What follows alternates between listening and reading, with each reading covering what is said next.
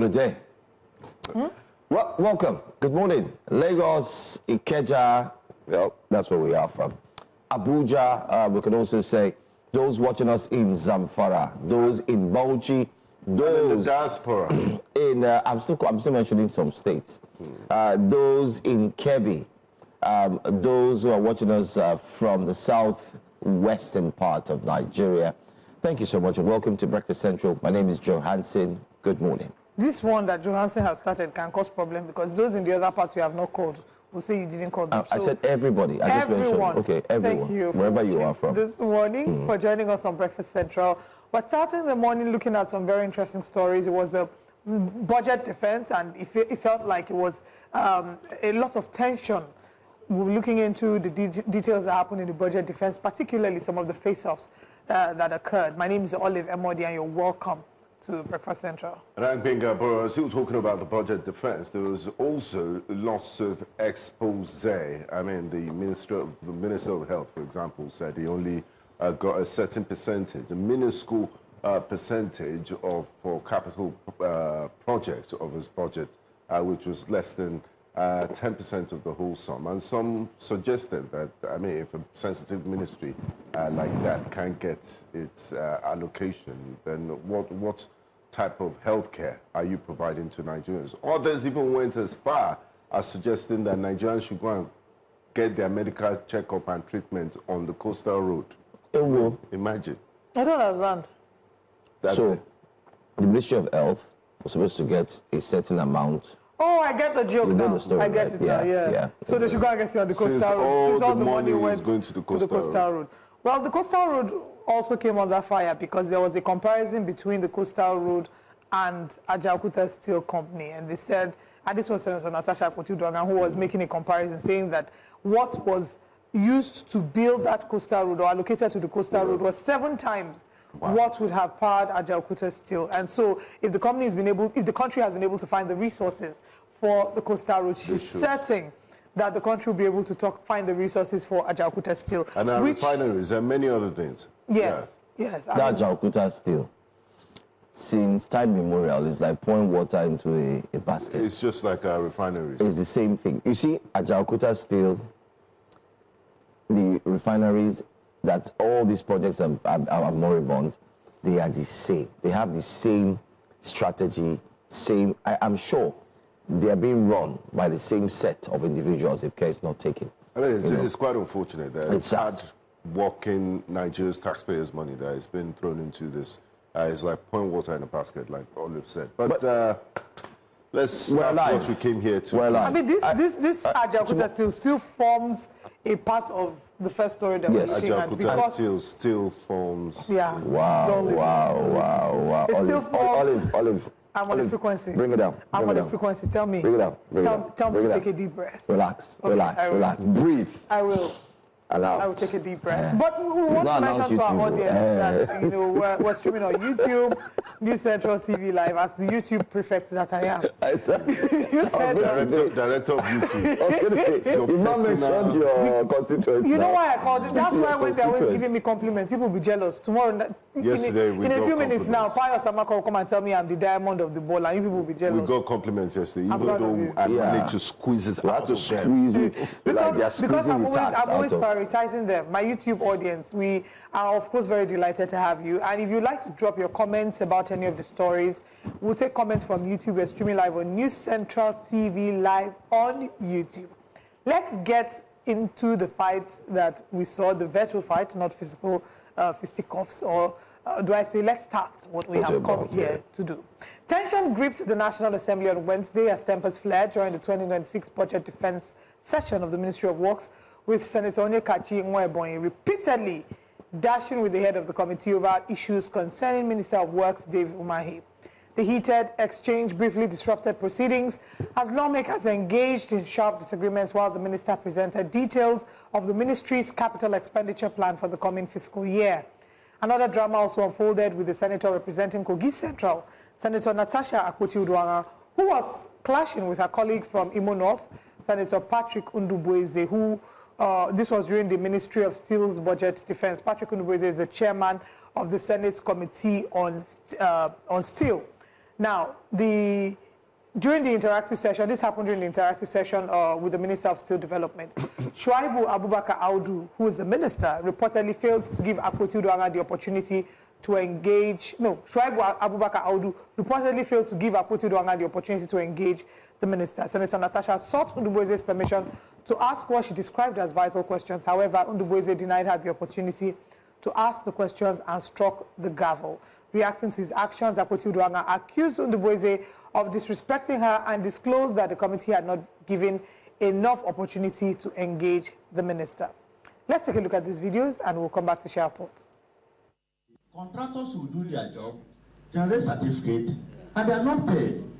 It is even working against the government of the day and our party in particular. So I urge the Honorable Minister to look in that direction and make sure that contractors are paid. Thank you, and may God bless. Thank you, Federal Republic of Nigeria. Nigeria. Already said it. Well, sir, the principal officer, please, somebody spoke for 15 minutes, and I was talking for 5 minutes. You can't shout at me. I will shout at you. I can present over this over you. You can't. I spoke for 5 minutes. You cannot. But somebody spoke for 15 minutes. I'm also a police officer. Don't talk with that, please. I can present over this sitting. You can't. That is the protocol. No, you can't. Thank you. I'm also a principal officer. You can't say so. You're under me. You're bootlicking your boss. Somebody spoke for 15 minutes, and I'm talking for 5 minutes. You're bootlicking. Don't tell me that, please. You're bootlicking. You're bootlicking your boss. Yes, you're I'm picking the facts. I'm picking the facts on the new party. Please. Don't shut me down. Okay, order distinguished. Sir, do we leave for executive session, sir? No. It's fine. It's fine. It's fine. It's fine. It's fine. Partial of what? You see, they ask questions. You see, they all ask questions. You are just praising the minister. You should allow us to thank him. Excuse me. Distinguish.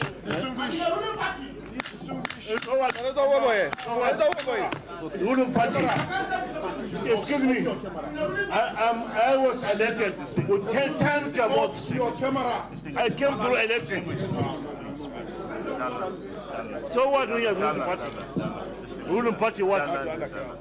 Please let's calm off nails, please.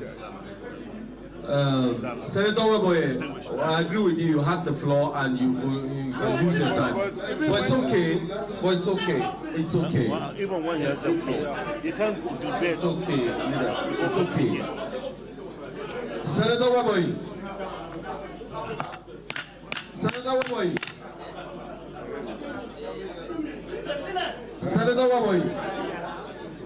You are just a hitman. No, you can't do that. I have the floor, sir. Can I have Please, do you mind if I do so?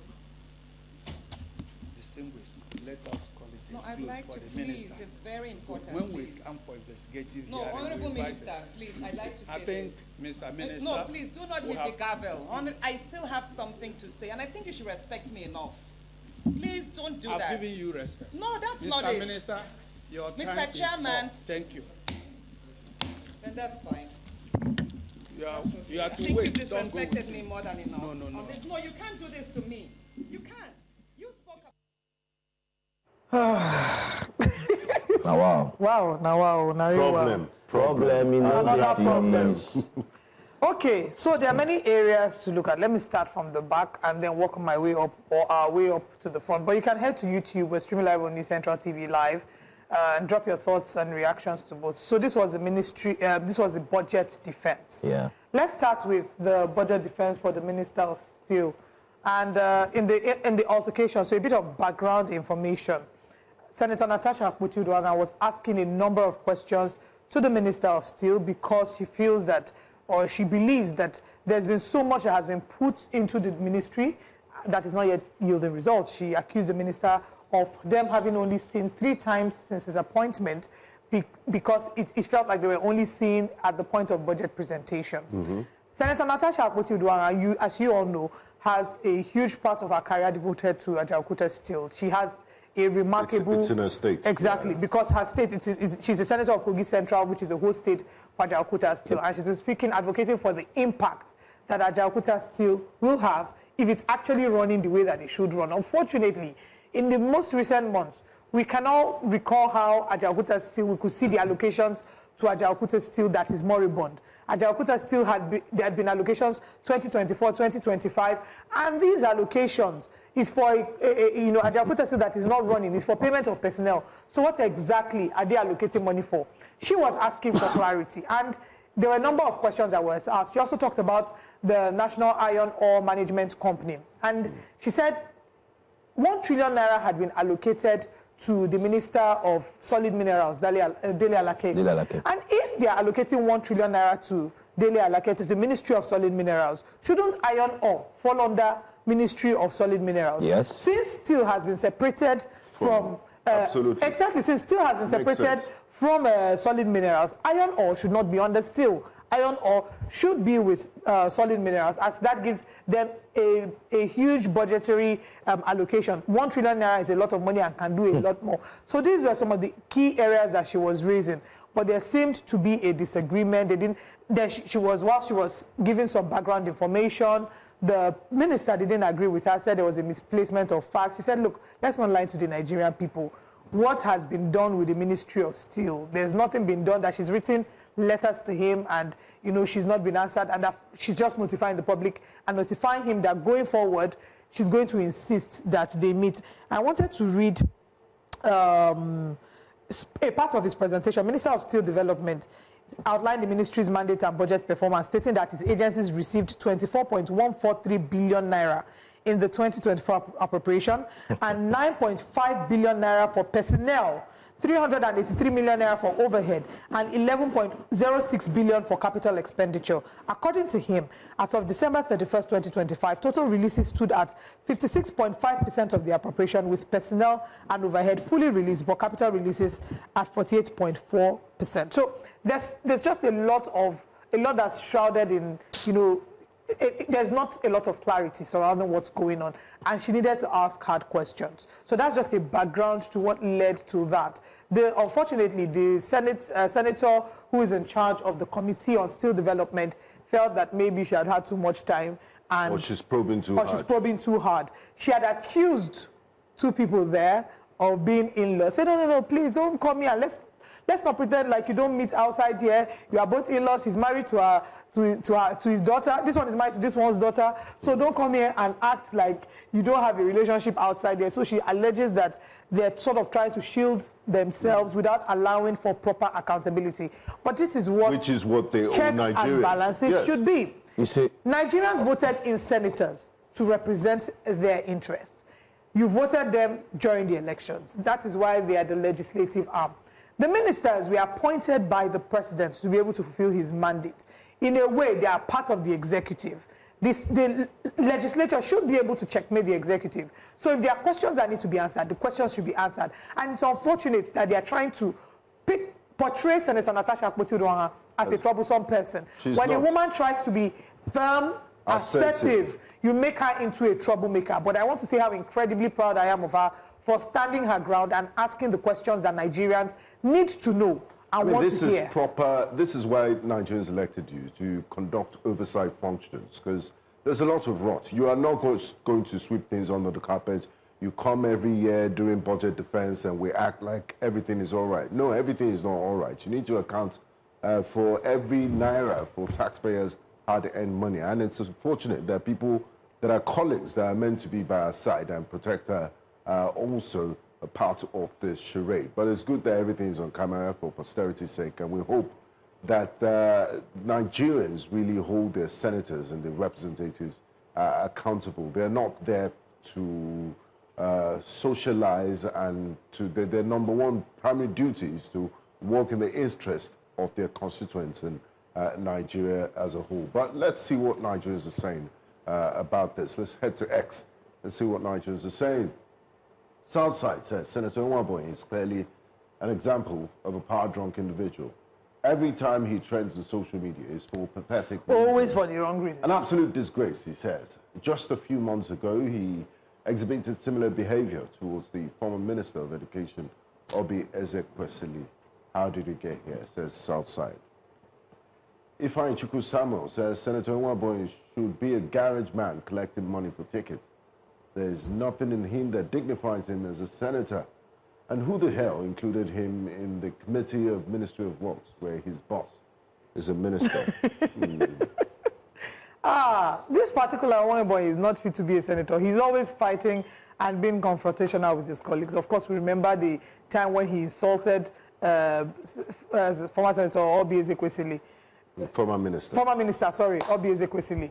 Why was Senator Patrick Chiuba Ndubueze reluctant to give his colleague, Senator Natasha Akpoti-Uduaghan, the respect she deserved, allowing her to speak and ask the minister her question instead of cutting her off and hitting the gavel? Mega Mixer asks.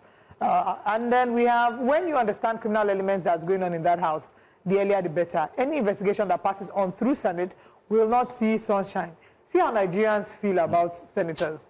You know, so it's why when situations like this occur, it's a bit of a shocker. It's important that if there are questions that need to be asked, that they are asked, and Nigerians see that, you know, everyone is given a chance. And more importantly, please let Nigerian senators, especially the older ones, they need to pack their patriarchy and ageism on the side. Because if you see Senator Ndubueze's interaction with Senator Natasha, you will know that he's probably just irritated. Like, look at this small girl, this woman. Where I am. Is it not the same boy that said it because you think you are the most beautiful? And he said it on this platform. I think we're even going too far with trying to analyze. Some people already, if you check the comments, I was going through the comments as well. Just like I felt, and I'm sure some people felt the same way. I feel irritated. Irritated for the fact that Nigeria is truly a classist. We have built this classism. It's so bad. Oliver had mentioned a minister who belongs to the executive. You are the legislative. Your job is to scrutinize every 1 naira, because each 1 naira, whether it's 1 naira, belongs to the future of a Nigerian child or every Nigerian. So it is called taxpayers' money. Your job is to scrutinize it. But in the process of scrutinizing, I mean, just like Brother Natasha's story, she's asking the key questions. If we had brought the minister here, we would ask the minister questions, but guess what? The minister will tell us what we need to know and what we can know. But when it comes to the minister sitting right before members of the Senate, it is not just asking questions that he will tell them what they need to know. It is about scrutinizing the budget. It's sad to also mention that in line with all of this budget defense, that same yesterday, another Senate members had met, and they were even saying that 127 million for a car or cars for the president per one is too small. They should increase it. So let's be honest. It's almost like for Nigeria to even see the daylight, everybody's talking about the president. Oh, the governors. Guess what? No. All the arms of government, there's problem there. Is it from all the way from top to bottom? From top to bottom. And guess who is receiving it at the receiving end? The president. The people. Oh, okay. I thought you meant the people, because they were always another thing I want to mention is you think the Senate be organized in everything from the airport to. I mean, just can we have that video up, please? I know there are gentlemen of the press there, but that they were telling them to put off the camera. It's filled with security aides of some of these senators, and I wonder why security aides are there. And just very. I wonder why security aides are there. Are they not supposed to be outside? Just as we wrap up this particular conversation, the Senate is secured. I want to quickly mention, because I was given numbers and I've been able to get the exact numbers, that's regarding the Ajaokuta steel that caused an issue. The budgetary allocation, 2026 appropriation bill proposed 6.69 billion for Ajaokuta Steel Company Limited. Of that, about 6.04 billion is for personnel expenditures, around 90% of the total, even though the plant remains non-functional. So 2024, 4.4 billion total. 2025, 6.81 billion total, which is allocated to personnel. Overhead and personnel. No, personnel is 6.21 billion. And 2026, 6.69 billion total. This is in a country where ministries are complaining of not getting adequate allocation. So when they then decide to thoroughly question and investigate that, then some senators are now defending. And I hope that they know that this is how budget defense should be. When the president brings his budget to the House, every single item should be scrutinized. But no, we will sing on your mandate, we shall stand. No, but, I mean... Quick feedback. Let me take comments on YouTube so that we can quickly go to the next one. Well, good morning, Mokunye Chukwuemeka. He says, Director of YouTube, Olive, completes you guys on the show. Thank you, Mokunye Chukwuemeka. He says, uncute humans leading us. See how they are disgracing themselves on national TV. Shameful. Someone asked, did someone collect his favorite toy? Clowns. That's Ochodi asking.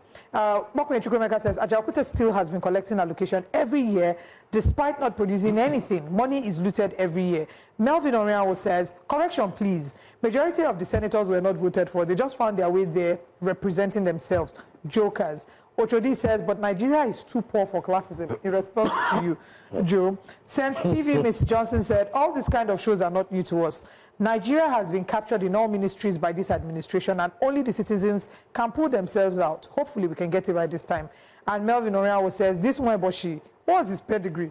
He behaves like a tout not deserving to be in the Senate. Anyway, let's But Ajaokuta, it's commonsensical. Just like the refineries, sell them off or shut it down. You can't be paying upwards of 6 billion. So the people they are paying overhead to and salaries, what do they do? Okay, you resume in Ajaokuta still to do. Olive, so for your 9 to 5. We are very welcome to Ajaokuta still. I'll take you on a tour of the facility. This is where we are. Please, let's move on to our next story. It's smelly. It's smelly. It's stinking. So are you saying that all Nigerians are not smart? They are dumb? Year on year. Every year. How many jobs are you saving? How many jobs are you saving if your argument is you don't want to render people unemployed? And part of the problem, again, is the lack of continuity in government. Because one government is in power, they do one thing, it feels like they're not able to translate to the next. And the aluminum smelting company of Nigeria too is probably not producing anything, and they're drawing budgets. You know, if we could, the Oronsoye report has highlighted that some ministries and MDAs should be merged together, that the civil service is bloated, our overhead costs. We are now borrowing to pay salaries. This is the same Oronsoye report that recommended that there should be a merger, right? Many steps to do you know that do you remember that this same Oronsoye report, the government set up a committee to ensure the implementation of Oronsoye report last year. It will never supposed to be 12 weeks. They were supposed to return in 12 weeks with feedback. Till today, we've not had anything. They set up a committee to implement the results of another committee. And then they will set up a new committee to investigate why this one did not deliver the 12 weeks. And then they will set up a new committee to review the documents all over. Forget this. I'm sure Fela will have had a song about committee. Musicians these days, they're all singing about Valentine's Day and girls and you break my heart. If they're singing about break your heart, I really miss Fela. Because this time around, they will have collected. Look at this next story now. If you think it is worse, what you've seen now, look at this one. The Nigerian Correctional Service, otherwise known as NCOS or NCS, if you like to call it, has proposed a whopping sum of 14.83 billion naira in its 2026 budget to feed about 91,100 inmates nationwide. That's massive. Reflecting growing strain from the high number of awaiting trial prisoners. Controller General Sylvester Nwachukwe, told the House Committee on Reformatory Institutions in Abuja that the allocation based on 1,125 naira per inmate daily is part of a broader 50.4 billion naira recurrent overhead plan. It noted that awaiting trial inmates now constitute 64% of the prison population, with 51,955 awaiting trial. Take note of that figure. 51,955 are awaiting trial, 24,913 have been convicted, and 3,850 in other detention categories as of February 9, 2026. There's some people who are looking for their family members. They've not seen them. They might be there. Some wrongful. Anyway, let's leave that. Nwauche emphasized the service's duty to provide adequate nutrition in line with the UN standards, describing feeding as a resource-intensive but vital. Reviewing 2025. In 2025, he actually said that 27.28 billion naira, which is 71.7% of released overhead funds, was spent for inmates, just for meals, leaving 10.75 billion naira in outstanding food liabilities. So who now covered that liability? How did they do it? Well, personnel costs for 2025 totaled 124.31 billion naira, with 90.6% fully released and used for salaries, pensions, and health contributions via the IPIS. Now, operational expenses hit 6.49 billion, covering staff training, vehicle fuel, electricity, security, and facility maintenance. Capital projects lagged with only 3.22 billion naira of 14.5 billion appropriated, released, leaving 11.27 billion unreleased nationwide. Dear Nigerians, here we are again. You know, sometimes when we talk on air, it's not about criticism. It's actually about looking at the reality and then looking at what truly it is. The reality here now is that there are funds allocated, and then there are also monies that are deficit. But the major problem is, have you seen the food? The quality. The quality of food. The budget does not match the reality on ground. It doesn't. Have you seen the watery beans? Sometimes, if we brought the prisoners out now to stand here and talk about their experiences, how they have to even pay from their pocket to eat the good food. They have what they call good food, and then they have the regular one. What is going on? I mean, it's embarrassing when we talk about the number of people awaiting trial in Nigeria. I think it's also an indictment on our justice system and how very unfair, we have handled it. And I mean, there's so many layers to uncover. I'll probably treat that story as a top story. Well, let's see what Nigerians are saying on X. You can drop your comments on YouTube as well. On X, for beings where them go add stone, make it for many. Chai, Fresh Kiddo asks. Umar Yahaya says, train them and give them guns to fight bandits. Wow. The next tweet, as if anything will change, they will all keep getting half-cooked beans and dry bread. Next tweet, what about compensation to the families of the tragic occurrence in Kwara? Or are they forgotten? Wrong room. Wrong room, actually. Watery beans for 14 billion? Okay, And do we have any other tweets? Okay, I think that is another thing we could do is, it's 91,000 inmates. 91,000, and they said the average budget is about just slightly over 1,000 naira. On this show, we have had people who have been to prison, who have recounted their ordeal. What can 1,000 naira? They stand. They are not able to sleep. All of them are standing like sardines. And then it's sad that the capital component of the capital expenditure component of the budget is not, it fails in terms of allocation given them, because they need to expand prison facilities. It's the capital projects that will improve facilities, that will make it a real correctional center. So it's very unfortunate that the government isn't fulfilling its responsibilities in that. And like Olive rightly highlighted, we need to do something about our criminal justice system. The percentage, over 64% of inmates awaiting trial is gross injustice. And we need to really act on it and do something about it and decongest our prisons and also build more modern facilities. Some of the prisons that we have been built since colonial times. That's why any time there's a heavy rain in Kogi and different parts of the country, we always have jailbreak incidents year on year. So let's do something about it. Absolutely. Well, let's bring our top stories right here, right now on Breakfast Central. Our top stories today on a Thursday morning. We look at the state of Nigeria's judicial system. You just heard 64% awaiting trial. What are the challenges? Nigeria, definitely the debt crisis. Finance Minister Wale Edu calls for debt-free mandate for 2026. Don't collect money again. No, that's what he says. State House Defense 2026 proposal before National Assembly. And then, of course, Correctional Service seeks 40.8 billion for feeding. Newspaper front pages will also be here at 9. Stay with us and let's have a great time on Breakfast Central.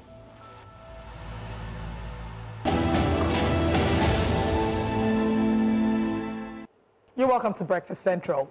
The president of the Nigerian Bar Association, Mazi Afam Osigwe, SAN, has sparked the national debate after alleging that many court judgments are influenced more by bribes than by evidence. Speaking at the Ralph Opara Memorial Lecture in Enugu, Osigwe described Nigeria's judiciary as facing a moral crisis and a democratic emergency, warning that public perception now treats courtrooms as marketplaces where justice is auctioned to the highest bidder. This is according to Vanguard newspaper, citing a 2024 National Bureau of Statistics survey. He revealed that public officials, including judges, received an estimated 721 billion naira in bribes in 2023 alone. He also referenced ICPC data showing that over 9.4 billion naira flowed through the justice sector between 2018 and 2020, with lawyers and litigants identified as key contributors. And now, adding a sobering dimension to that debate, new data shows that awaiting trial inmates currently make up 64% of Nigeria's prison population, highlighting how inefficiency, corruption, and delays in the justice process are fueling human rights and overcrowding crisis across correctional facilities. The Nigerian Correctional Service, NCOS, confirmed that out of over 80,000 inmates nationwide, more than 51,000 are awaiting trial, some for years, even decades, with limited access to legal representation or fair hearings. This staggering imbalance, officials say, continue to undermine systemic rot within the judiciary. The NCOS is now calling for urgent judicial reforms, including faster trial procedures, non-custodial sentencing, and better coordination between the courts, the police, and correctional authorities to decongest prisons and uphold justice. To help us unpack this, we're joined by legal practitioner Jide Ologun. Good morning. Thank you for joining us. Good morning. Good morning. First of all, let's talk about the weight of the allegations. It's not a random person who's come to say these things. This is the chairman of the Nigerian Bar Association, who has made strong allegations as to the collection of bribes by judicial officers. What is the implication of this, and how seriously do you think this will be taken? And I mean, will it affect any change? Thank you very much.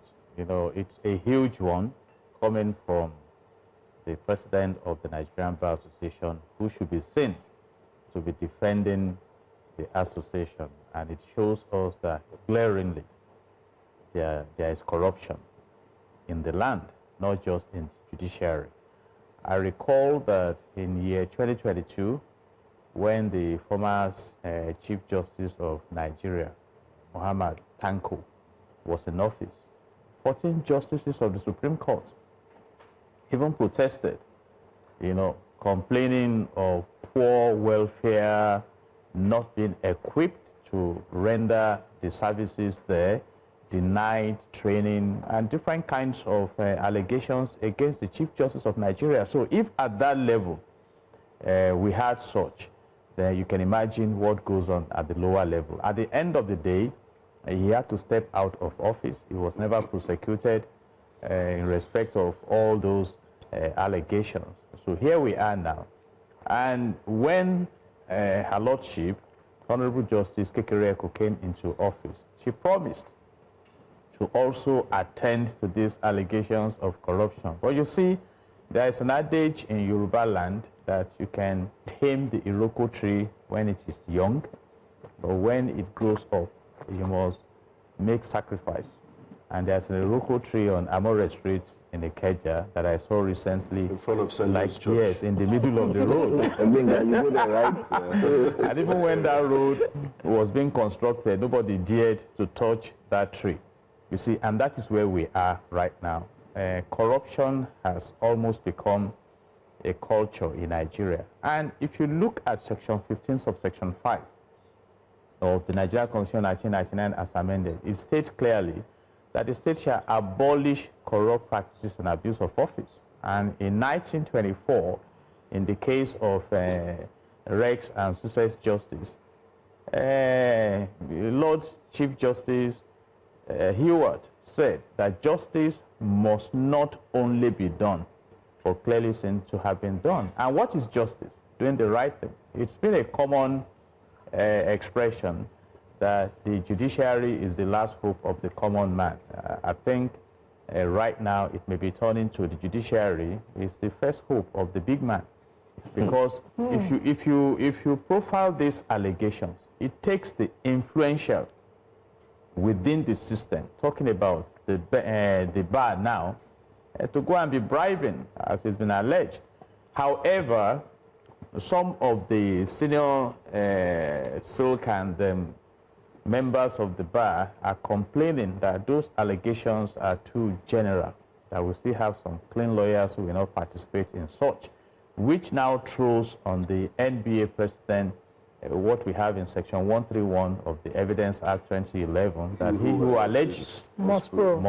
So right now, if he is to be engaged to come out with names, like Dele Farotimi mentioned at a time, and we can still recall what he passed through for daring that. But on the scale of public relations, is there corruption in the land? Yes, there is corruption in the land.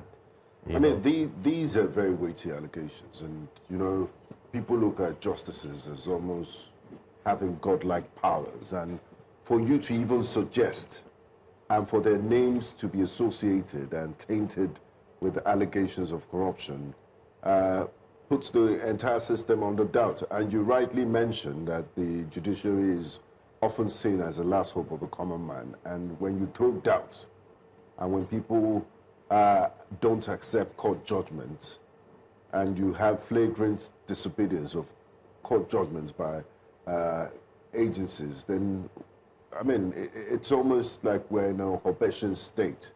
Where would this reform come from, and where should it come from? Is this something that can be done within the lifespan of an administration? Is it an individual thing, or is it a system-wide practice? It can be done where there is the political will and the governance determination, but action must be taken. If there are no consequences, you reinforce disorderliness.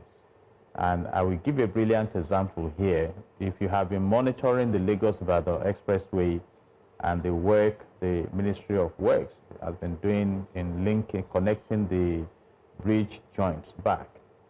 Before now, it's been a total lockdown.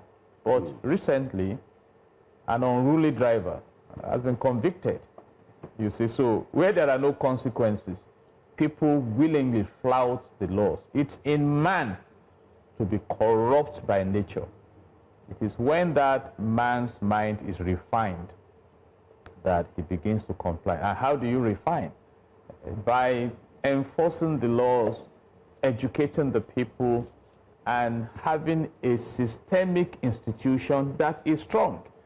You know, in industrial psychology, you talk about reinforcement theory, which means you reinforce what you do not deal with. For instance, Beta Edu allegedly and apparently embezzled money meant for the vulnerable. How was she punished? She was suspended and removed from office, never to be prosecuted. Currently now, a matter is on that the former Attorney General of the Federation, Malami, has in the interim forfeited 57 properties worth 212 billion naira to the federal government. You see, and that ammunition were found in his house. Even I, as the Chief Superintendent of Police, I do not have a personal rifle, talk less of having boxes of ammunition. You see, and now the big question now is that within the confines of our economy, for how long has he practiced as a lawyer? You see, for how long was he in office? Unexplained wealth phenomenon. Exactly. That was one of the first challenges I confronted as a young lawyer. You know, I left the Nigerian Law School in 1989, and that was when some lawyers were reigning in Lagos, and my colleagues would go, "Oh, Jide, have you seen this person's office on Western Avenue?" And I would ask them two questions. That, do you know what he does? Number two, can you do what he does if you eventually know what he does?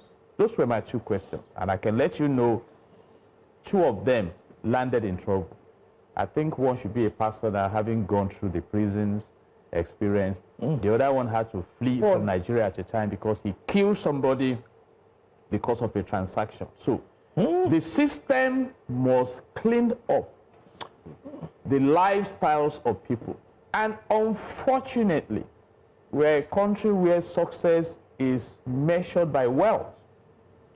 You see, so that is why you find people manipulating, messing things up. What happened to Nigeria here under Hadi Sirika? It was a very repulsive national embarrassment. And then so. But what happened? It's in court now. That prosecution may go on and on and on and on and on. You see, I mean, I even heard or read that he said that some prophets were sent to prison. So we've even come to the point where some Nigerians are not just afraid. They're emboldened. Of what happens. And I've also asked, who are the oil thieves in this country? Are they greater than government? Anyway, Honorable Dele Alake said at a time, perhaps thinking aloud, that powerful people are behind illegal mining. So you find a society that is probably not ready to cleanse up the system. And that is why Nigeria may not escape poverty as soon as expected, because the wealth distribution is not aligning at all. And if you look at Section 16 of the Nigerian Constitution 1999 as amended, it states clearly that the wealth of the nation should be managed in a way that wealth is not concentrated in the hands of a few, and that maximum welfare and maximum happiness provided for the citizens, talking about reasonable living minimum wage, affordable housing, affordable food, care for the old, unemployment benefits, care for the disabled, for all citizens. And if you look at Section 17, subsection 3, it talks about providing, health for all citizens. Section 18 talks about education for all citizens. So these provisions are there. But then, what do you see? Implementation. I want to ask.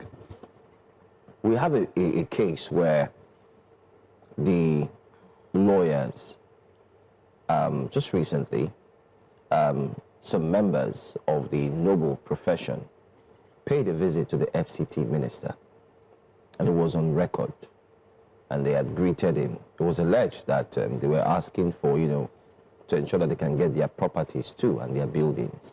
That's one. Just a few months ago, immediately that meeting ended, rather, a few days ago, we saw the minister inspecting this building and spaces meant for the judiciary, and he was looking at them, the completion process. Beautiful houses. A few months back, I'm sure you are aware, the minister had purchased land and started building properties. And of course, the Chief Justice was equally invited for some events. And fellow, lawyers of the noble profession said it shouldn't be done. You're not supposed to be seen hobnobbing with politicians and so on. How worse is it now compared to the time you mentioned when lawyers were complaining that they're not well paid? Because last I recall, this administration reviewed their salaries. In short, some were even giving cars. So what's really going on? How worse is it? And why is it important to have, like A.V. Dicey said, the principle of separation of powers? Some have even suggested the FCT minister doubles as the minister of judges' welfare. You see, it's a systemic issue. I read of a case in the United States of America where the friend of a government official offered to help him fix something in his home. And for accepting it, he lost his office. Maybe you read about a case in the US of a Nigerian who was in the NNPC as a GM, and he was involved in manipulating some contracts for an oil company I do not want to mention. Yeah. And he got well paid into his account for legal services rendered. But the US investigated. He's been convicted already over there. And we have many cases. You saw the case of Ekweremadu in the UK. Yeah. I mean, you must have read about the case of former governor of Delta State, Ibori, 13 years for specific crime. So that is Nigeria for us. So, and that's why I said, you see, poverty has been weaponized. Who is poor? A retired general when he was alive, and his friend, an ambassador, the two of them are late now, invited me to a breakfast meeting, but we were fasting in the church. So I sat there but declined to join in the breakfast. And they were discussing this issue of corruption. Oh, why are people corrupt? because of their future and everything. And at a point, I had to ask for permission to speak, and I was allowed. And I said, but sirs, do you realize that, you know, it is not he who has little that is poor, or he who is never satisfied. They were shocked. And I think that is the case of Nigeria. I just mentioned the case of Malawi, 57 properties. I think he is poor. Yes, he is. He is poor. Because he's not satisfied. It's something, it's a psychological issue I cannot explain. You know? Okay. No, So, okay. and what I'm saying is that now we have weaponized corruption to the extent that, okay, if you want to feel comfortable, and this comfort is transient, we must build houses for you, we must do this for you. So you now see the situation of dropping sugar on the table for ants to gather, you remove the sugar, you spray shell tox there. You know, I mean, and it's because we have a systemic problem. And that is why, have you read the projection that this year, about 141 million Nigerians will be within the poverty window. Yeah. And I don't want to mention those who will be facing acute hunger. And so what is going on? You know, so the wealth that is applaudable is the wealth that is called commonwealth for the people. So where do we start this cleaning? Now, if we bring the conversation back to the judiciary, how do we start the in-house cleaning? Every year we're having the Nigerian Bar Association conference. They talk about these things. They're highlighted. The NBA president has spoken about it. Where does the bulk of the responsibility lie when it comes to cleaning house within the judiciary? The National Judicial Council, you know, is it with them? Especially looking at the fact that even when we're looking at the appointment of judges, the executive has a role to play, the president has a role to play in the appointment of judges. So where do we really start from? If we're looking to clean house. And if you even clean the judiciary, I think you need to, you said cleaning house, you need to clean skyscraper, because the Nigerian police is still there as an institution. Okay. In leadership, let me start in the Bible. When God came to the Garden of Eden, in Genesis chapter 3, and asked her, oh, Adam, what's going on there? Oh, Adam said, oh, it's my wife. And the wife said, oh, it's the serpent. So God had to speak to Adam, that you are the one in charge. And you saw how God implemented his own laws and removed them from the garden. So I think the box lies on the table of the president and commander-in-chief of the armed forces. By virtue of Section 5 of the Nigerian Constitution 1999 as amended, he is empowered to exercise executive power, and he has been supported by the vice president, the Federal Executive Council, the MDAs, and if he has the political will, he can begin to fix this country, even though some of us have read that he claims it's a dangerous thing. Yes, it was dangerous for David, but David did what he could. At a time, Joshua went to battle, had a huge victory, and then Achan stole something. Nobody knew. And the next battle Joshua led the Israelites to, they lost. And he ran to God. God, what's going on here? And God said, one of you stole. Go and wipe that family off. Otherwise, forget about victory. And these are serious issues. Does the president have that power? Because you now position it in the concept of... well, he's delegated people to... I'm coming to that. That you have three arms of government, executive, judiciary, and... Yes. My president and commander-in-chief of the armed forces, whom I respect so much, has enormous power. He said fuel subsidy was gone. Who reversed it? You see, he carries, the Nigerian president is so powerful. But then, we all should know that it's a tough thing to fight corruption in this land. When the former president, Goodluck Ebele Jonathan, was in office, he said, corruption is fighting back. Exactly. Well, you fight corruption, it will eat you. And I can feel it. Because quite a number of those you see around leaders are just clapping for them into error for what they can benefit. And we have seen. We've seen even lists of ambassadors, different kinds of names. Look at when some go state pardons. They just go and give the president, this is what. but he also should be alert. My prayer for the president is that, in line with the reforms he's embarking on stabilizing the economy, that he will do so well that history will document his legacy on the golden sheet of history.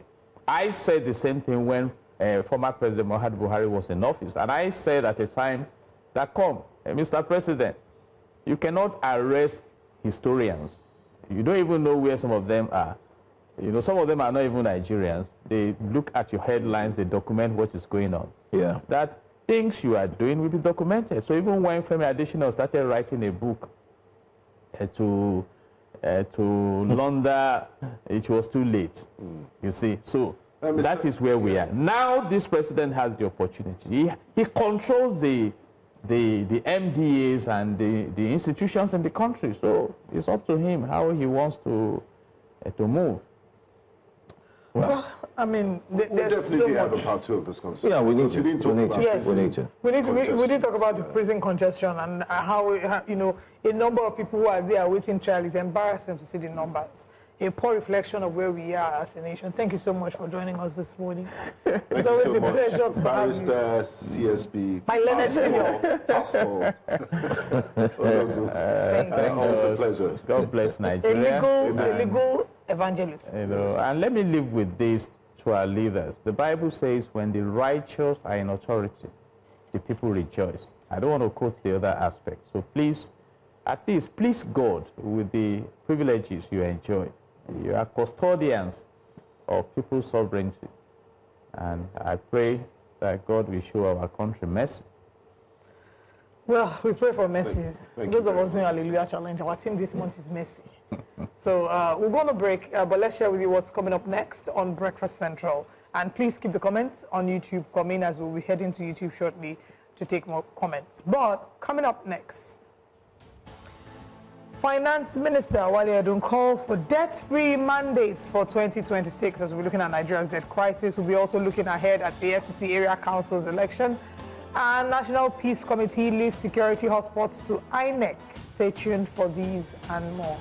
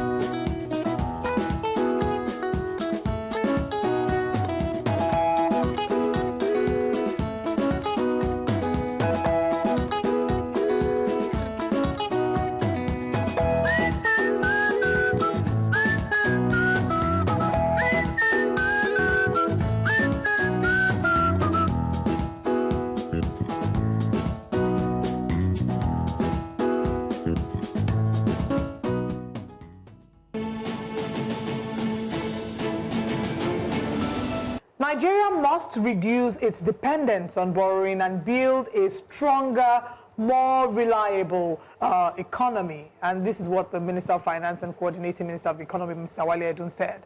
The minister, speaking on Tuesday at the Management Retreat of the Nigerian Revenue Service, NRS, in Abuja, says Nigeria needs to stabilize its finances and fund development sustainably. Wale Edu warned that the global financial environment has become increasingly hostile to developing economies, making debt-driven financing more expensive and unsustainable. According to him, available data for 2024 show developing countries paid $163 billion in debt service compared to $42 billion in overseas development assistance and $97 billion in foreign direct investment. Edu stressed that Nigeria must now rely on its own revenue-generating capacity to fund development rather than continue borrowing in an era of high global interest. Join us for this very important conversation on Breakfast Central this morning is Chief Economist at SPM Professionals, Mr. Paul Alaje. A warm welcome to you, sir, and thanks for joining us this morning. Yeah, thank you so very much for having me. Now, the chairman of the Senate Committee on Appropriations, Olamilekan Adeola, was reported to have said that continued loans are unavoidable due to weak revenue inflows and huge development needs. Some experts have said, are we not even borrowing enough? Have we not crossed the threshold? So how can Nigeria ensure that unavoidable new borrowing is directed only to productive projects that can repay themselves? Yeah, thank you once again for having me. I think that what we are borrowing today it's quite high, even though the debt to revenue in Nigeria, we have seen debt service to revenue in Nigeria, it's also increasing. At least we have seen an over 20% increase in debt service to revenue. And when you look at what the state, what was credited to the Minister of Finance, debt service to states has significantly increased just in 2 years. These has made it very necessary for most states, as well as the federal government, to have a rethink if foreign loans, especially, should still be a major window of closing our gaps. That's our budget deficit. The advice, therefore, will be, what are the new ways, what are other modalities of financing some of the government critical projects without necessarily going for loan? But we need to agree on something. Financing for recurrent expenditure should be totally discouraged. This is what we've seen over the years, where government submits budget for passage into law by the National Assembly, and we have over 70% of that budget being recurrent expenditure. And after that, you see less than 30% being capital expenditure. In fact, last year budget, what we saw was that of the 70% that was supposed to be for of the capital expenditure, 70% of the 30% capital was not met. We saw the circular issued by government, where government had said that that should be rolled over into 2026 budget. And this is what, of course, we have seen that is now in place. The challenge here, the challenge for many people here will be that when we borrow, what do we do with such money? So such money still find their ways into recurrent expenditure, partly because we are not generating enough, even though we have seen some increment in our revenue and our revenue targets. We have seen what FRS have done, what customs have done, among others, government revenue generating agencies. But what I can tell you is that as we speak, our revenue target is very low, and we need to look at other options of generating revenue. First, we also need to consider our pattern of spend. I think our pattern of spend is humongously in favor of recurrent expenditure. And if you continue to finance recurrent expenditure, you are going to have low public investment into the system, into the economy. And this affects both the states and the federal government. So it's important for us to have a rethink. If it is not necessary, it should not be spent.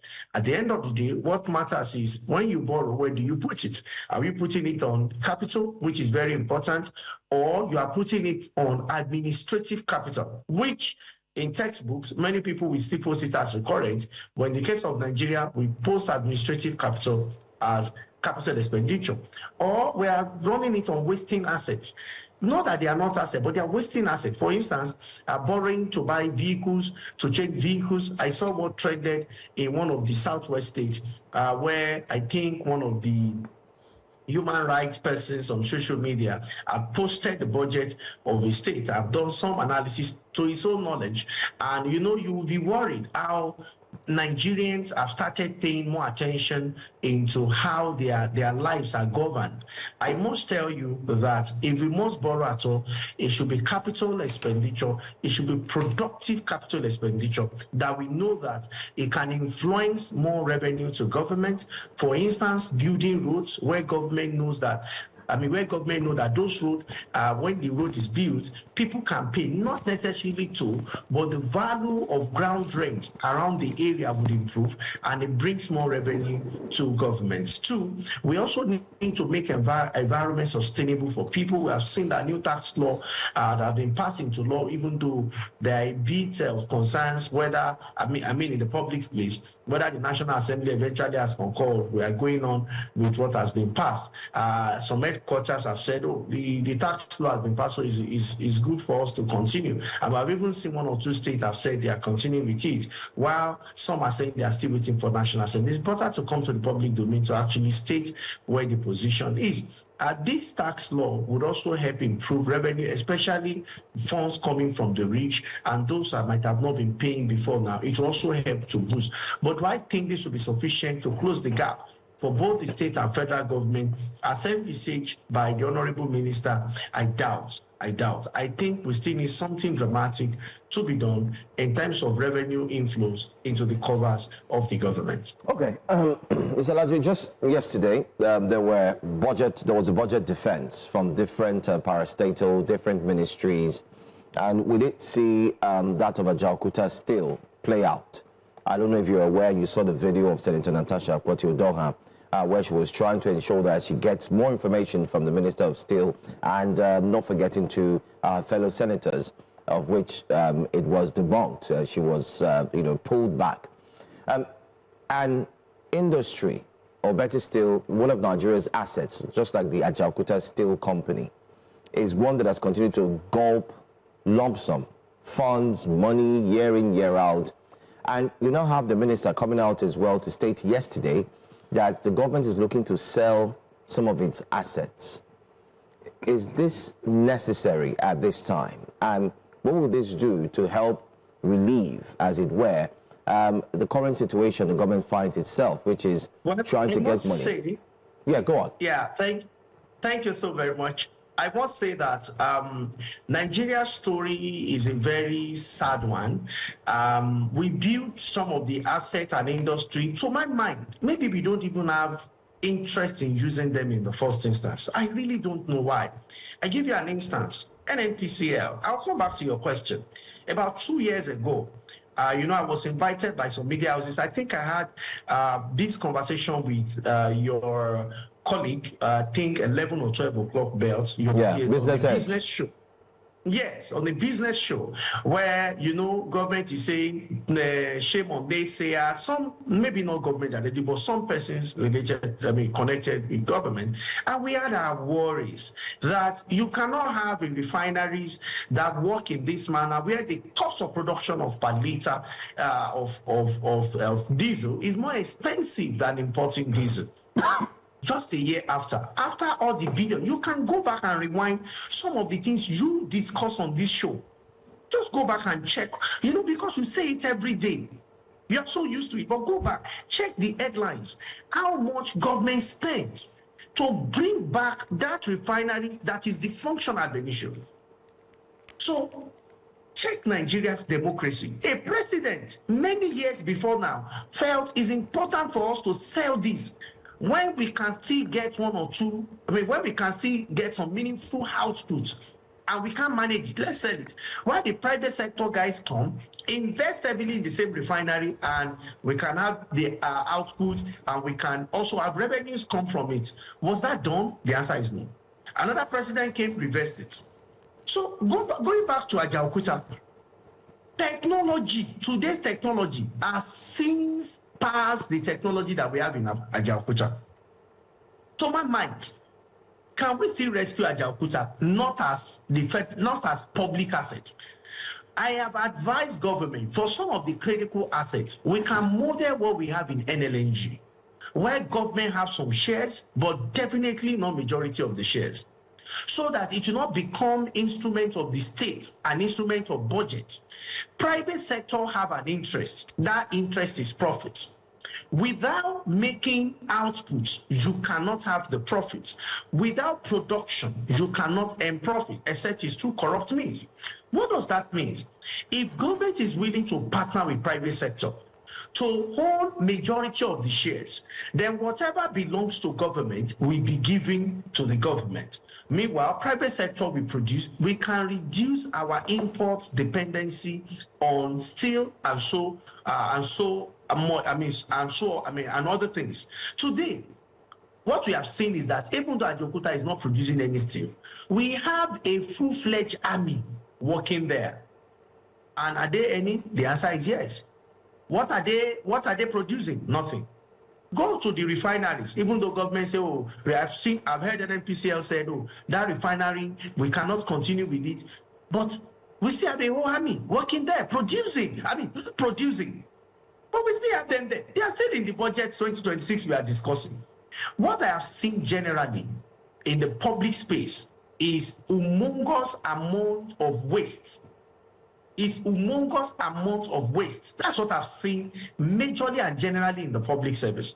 And if we don't do something about it, honestly, we'll keep budgeting, we'll keep borrowing, either from public or private sector, either from foreign borrowing or local borrowing. We'll still keep borrowing until we are able to do something substantial about our spendings, about productivity, which I'm not sure that we're actually ready to do something about them now.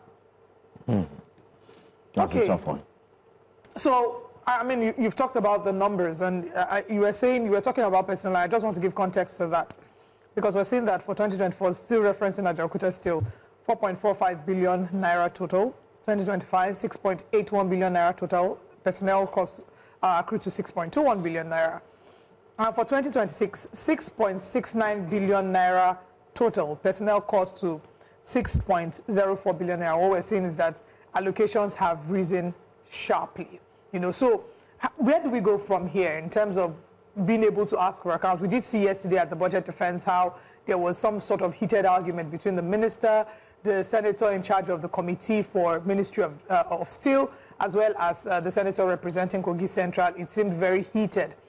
So how do we go forward from here? How do we hold them to account? And is there a possibility that these are areas that we can look at converting whatever funds might be, quote unquote, wasted there to other sectors that genuinely need them, and maybe reduce our dependency on borrowing?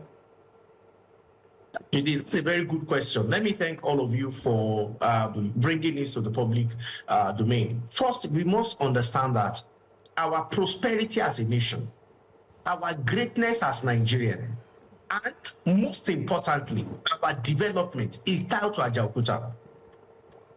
See, because of Dangote refineries, so you see, some of us, when we talk, sometimes I must tell you that I'm even tired of talking. Dangote refinery alone, look at what it did to the stability of exchange rates. Just imagine, as Nigerians, that we are still importing 100% PMS to this nation. We are still importing 100% of diesel. NPCL agreed that Dangote has helped to substitute the importation by 50%. Dangote is saying, no, we have done more. But let's agree with NPCL. Imagine what we are importing. Go to Ajaokuta. Do you know the volume of steel that Nigeria imports? From the building you are to where I am, and everybody watching us, you have one steel or the other, the way you have cement. Imagine we're importing cement to Nigeria. It will show you where our exchange rate will be. So if you are talking of development, you are talking of prosperity, you are talking of growth, you are talking of change, you are talking of a great nation, you cannot substitute your steel industry. You cannot substitute. You cannot depend on. And you even want to be a nation, giant of Africa, a nation that other nations will depend on. It is very critical. Now, if it is critical, and we have some technology, even though some of them are obsolete, does it mean that industries or factories that are obsolete are abandoned and a fresh one is built? I don't think so. I don't think, as someone that produced myself, there is room for upgrade. There is room for reassembling, creating new assembly line along those ones that can field some. What does that mean? What it means, therefore, is that if government cannot produce, cannot manage this, can we allow private sector to come? And this is the reason. In private sector, you have to report your production. We have to measure your performance. I don't know if this is applicable in public sector, but I doubt. Who is measuring the performance of those that are there? How are the performances measured? What is the KPIs of measurement? Okay, if somebody does not produce, what do? You move them to another ministry. But is that what is obtainable in private sector? So this is production. And we have seen it in the case of refinery. We have seen it in the case of telecom. Remember, we have NITEL of this world. So, to my mind, it is challenging for the public sector to run this Ajaokuta steel mill. I don't think that public sector should continue running it. You can see that we had cement. Before now, it was publicly owned. Is it still publicly owned now? What is the supply side of cement in Nigeria? And what is the impact on our exchange rates? So, but unlike government just coming and throwing away the whole thing to the to private sector, I also don't believe in that extreme. I think government should retain some shares in those in the mill, in the steel mill, while they give majority, about 55-60% to private sector, and see what we can make of that. Now, Mr. Ajay, you've spoken quite extensively on this issue of debt reliance today during the course of our conversation. But let's look at what some of the things you've highlighted. You said the NRS is generating record revenue. You also spoke about customs. And so does this mean that you also highlighted the fact that we have we lack fiscal discipline in terms of how we manage our spending.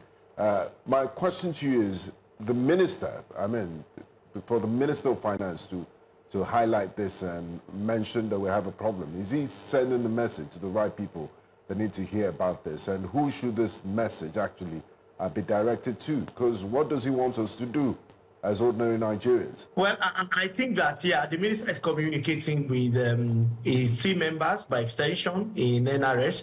And so NRS responsibility is key, generate revenue and only watch how it is spent, not control how it is spent. I think the minister is a member of Federal Executive Council. That's where you have all the state governors and you have the key officers representing the president. That is where that conversation should be taken to. That is where decisions are made. The people that influence what happened in election, not all of them, because opposition also have access to some. That is where we should have that conversation. If truly we will make tremendous impact in fiscal life. Fiscal discipline is very important. I cannot totally say that we are really disciplined with our fiscal life.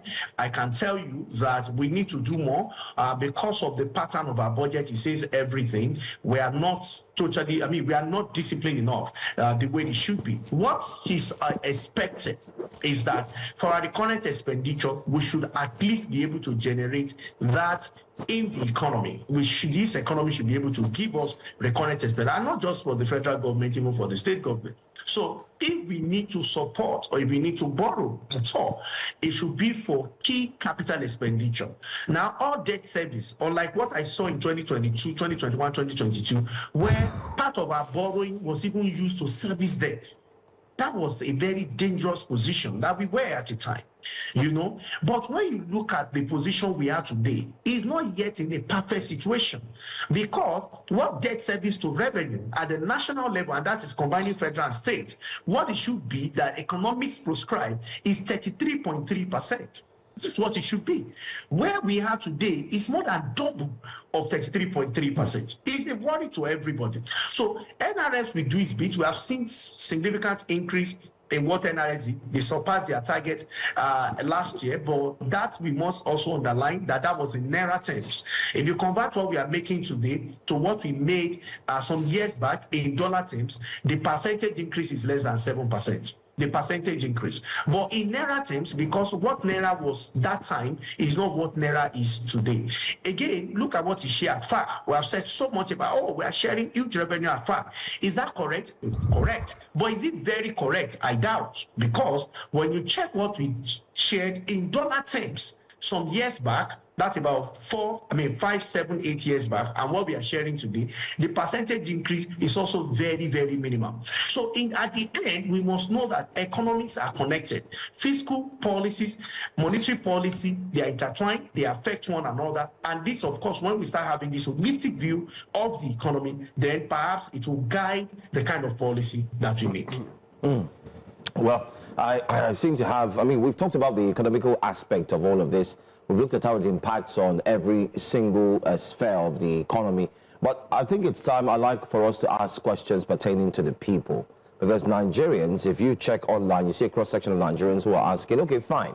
The economy is going to rebound. There are challenges of not borrowing anymore. What about us, the people on the streets? They do have a few questions to ask. But I'll ask you, Mr. Laji, to please grant us a few more minutes of your time. We'll go on a quick break. When we come back, we'll look at very key questions that Nigerians like yourself are indeed asking. Thanks for staying with us here on Breakfast Central. If you just tuned in, we are discussing key issues affecting Nigeria's economy, and with a recent statement made by the minister talking about Nigeria needs to possibly stop borrowing because of the current situation it finds itself. Our guest is Dr. Paul Alaje, who's here with us still. I just want to show you a video, because right now we've asked all the questions. Well, maybe not all, but we've been able to cover at least 85% of the questions we want to ask. But I think it's now time for us to go to the people's question. And part of the people's question is what I want to show to you on the screen. So please take a look at this video, and that would necessitate the next question I'm about to ask.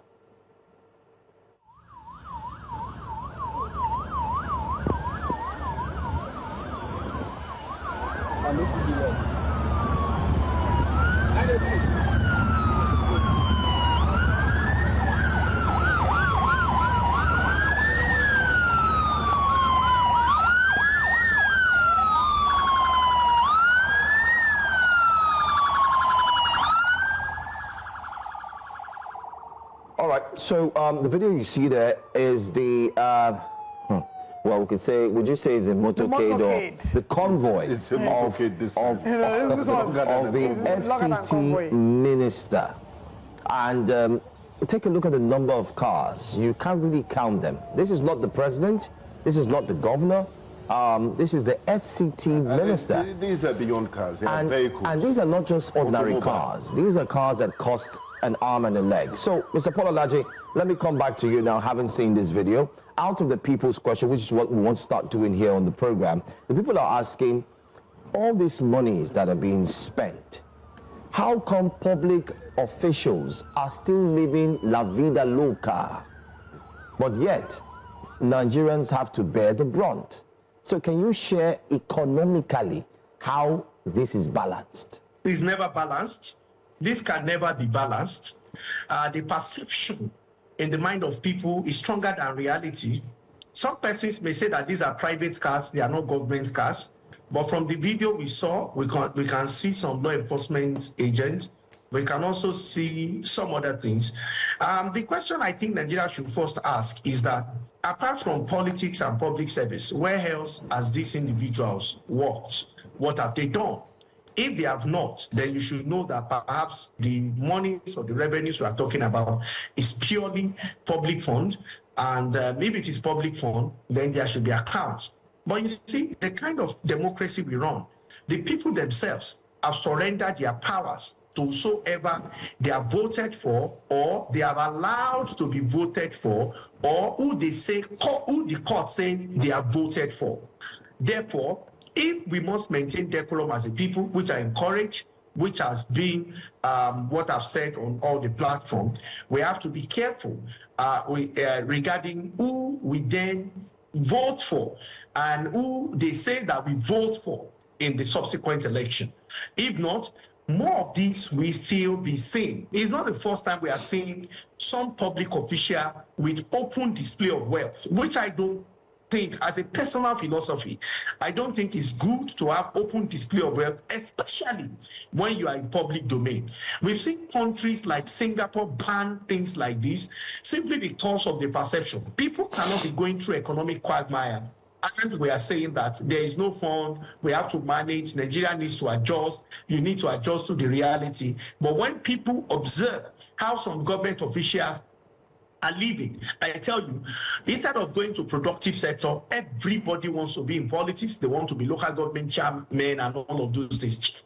For most states, the most thriving sector, at least among the top 5 sectors, is political sector.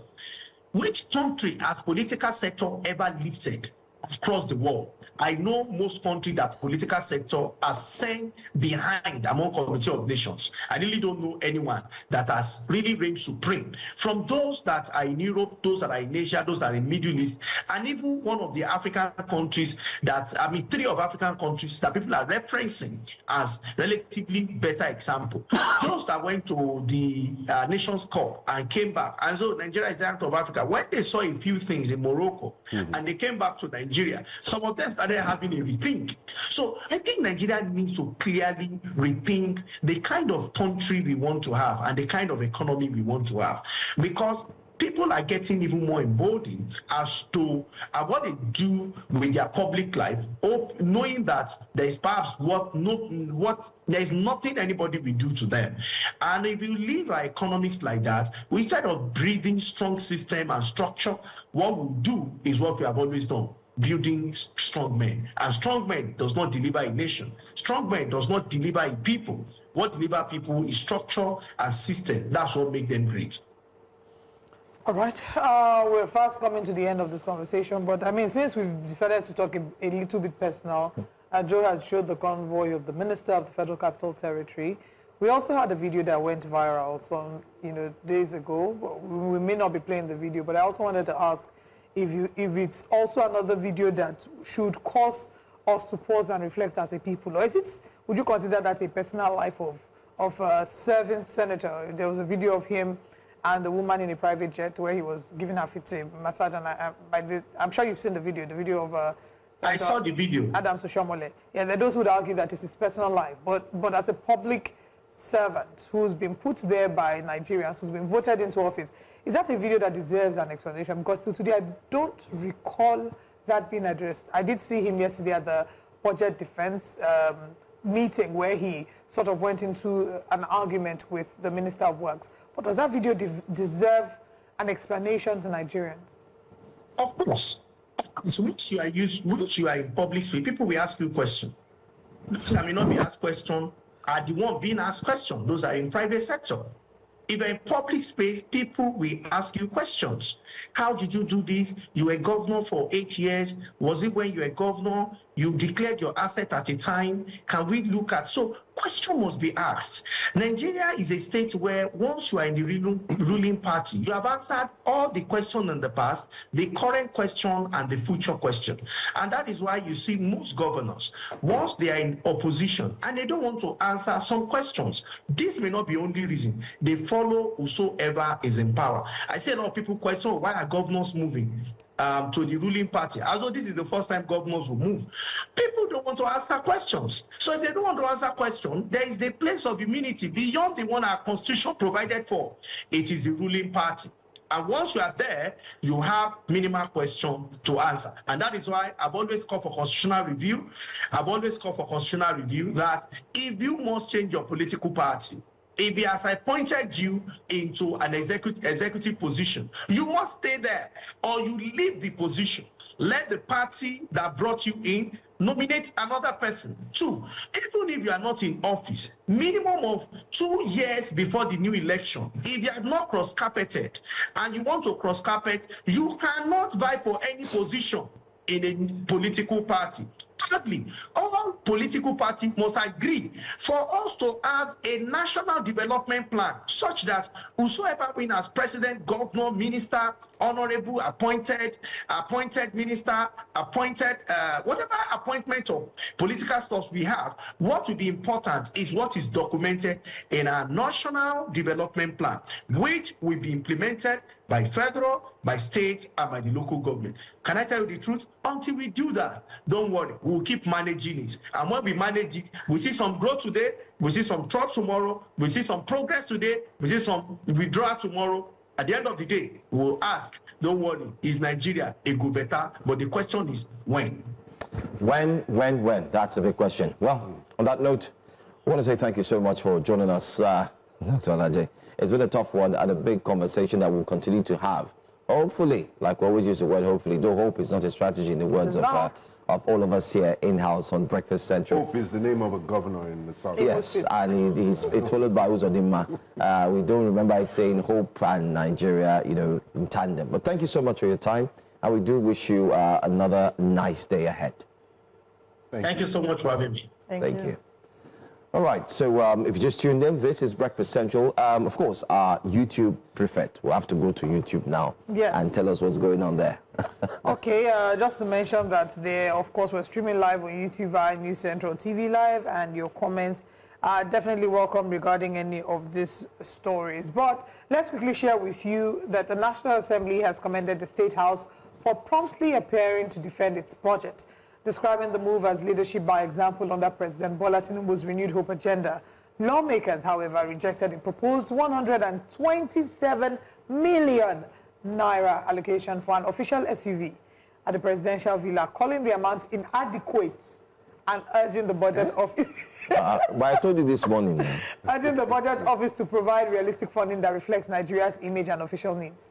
Meanwhile, the Permanent Secretary of the State House says the 2025 overhead budget recorded about 99.9% performance, with over 21 billion naira released across key operational centers, including the offices of the President and the Vice President. Don't release it, man. Noting that although a capital budget of about 46.9 billion naira was approved, only 30% spending authority was granted, and the funds have yet to be assessed, citing prevailing financial challenges. For 2025 budget performance, Mr. Chairman and distinguished members, the performance for the overhead was quite commendable, Mr. Chairman. And across the various cost centers, the sum of 21,698,278,348 naira and 08 kobo was appropriated, and practically all was released. We have 99.99% performance over the 2025 overhead. Convey our deep appreciation to Mr. President. We are going to do justice to the budget before us. But I will join my colleague Aminu in also rejecting 127 million naira for SUV car and the villa. It cannot buy even a bulletproof Tokumbo. So let us note all these things so that we project the image of Nigeria positively in the Committee of Nations. That is totally unacceptable. We'll go on a quick break. When we return, there are more stories we're exploring this morning. Please stay with Breakfast Central.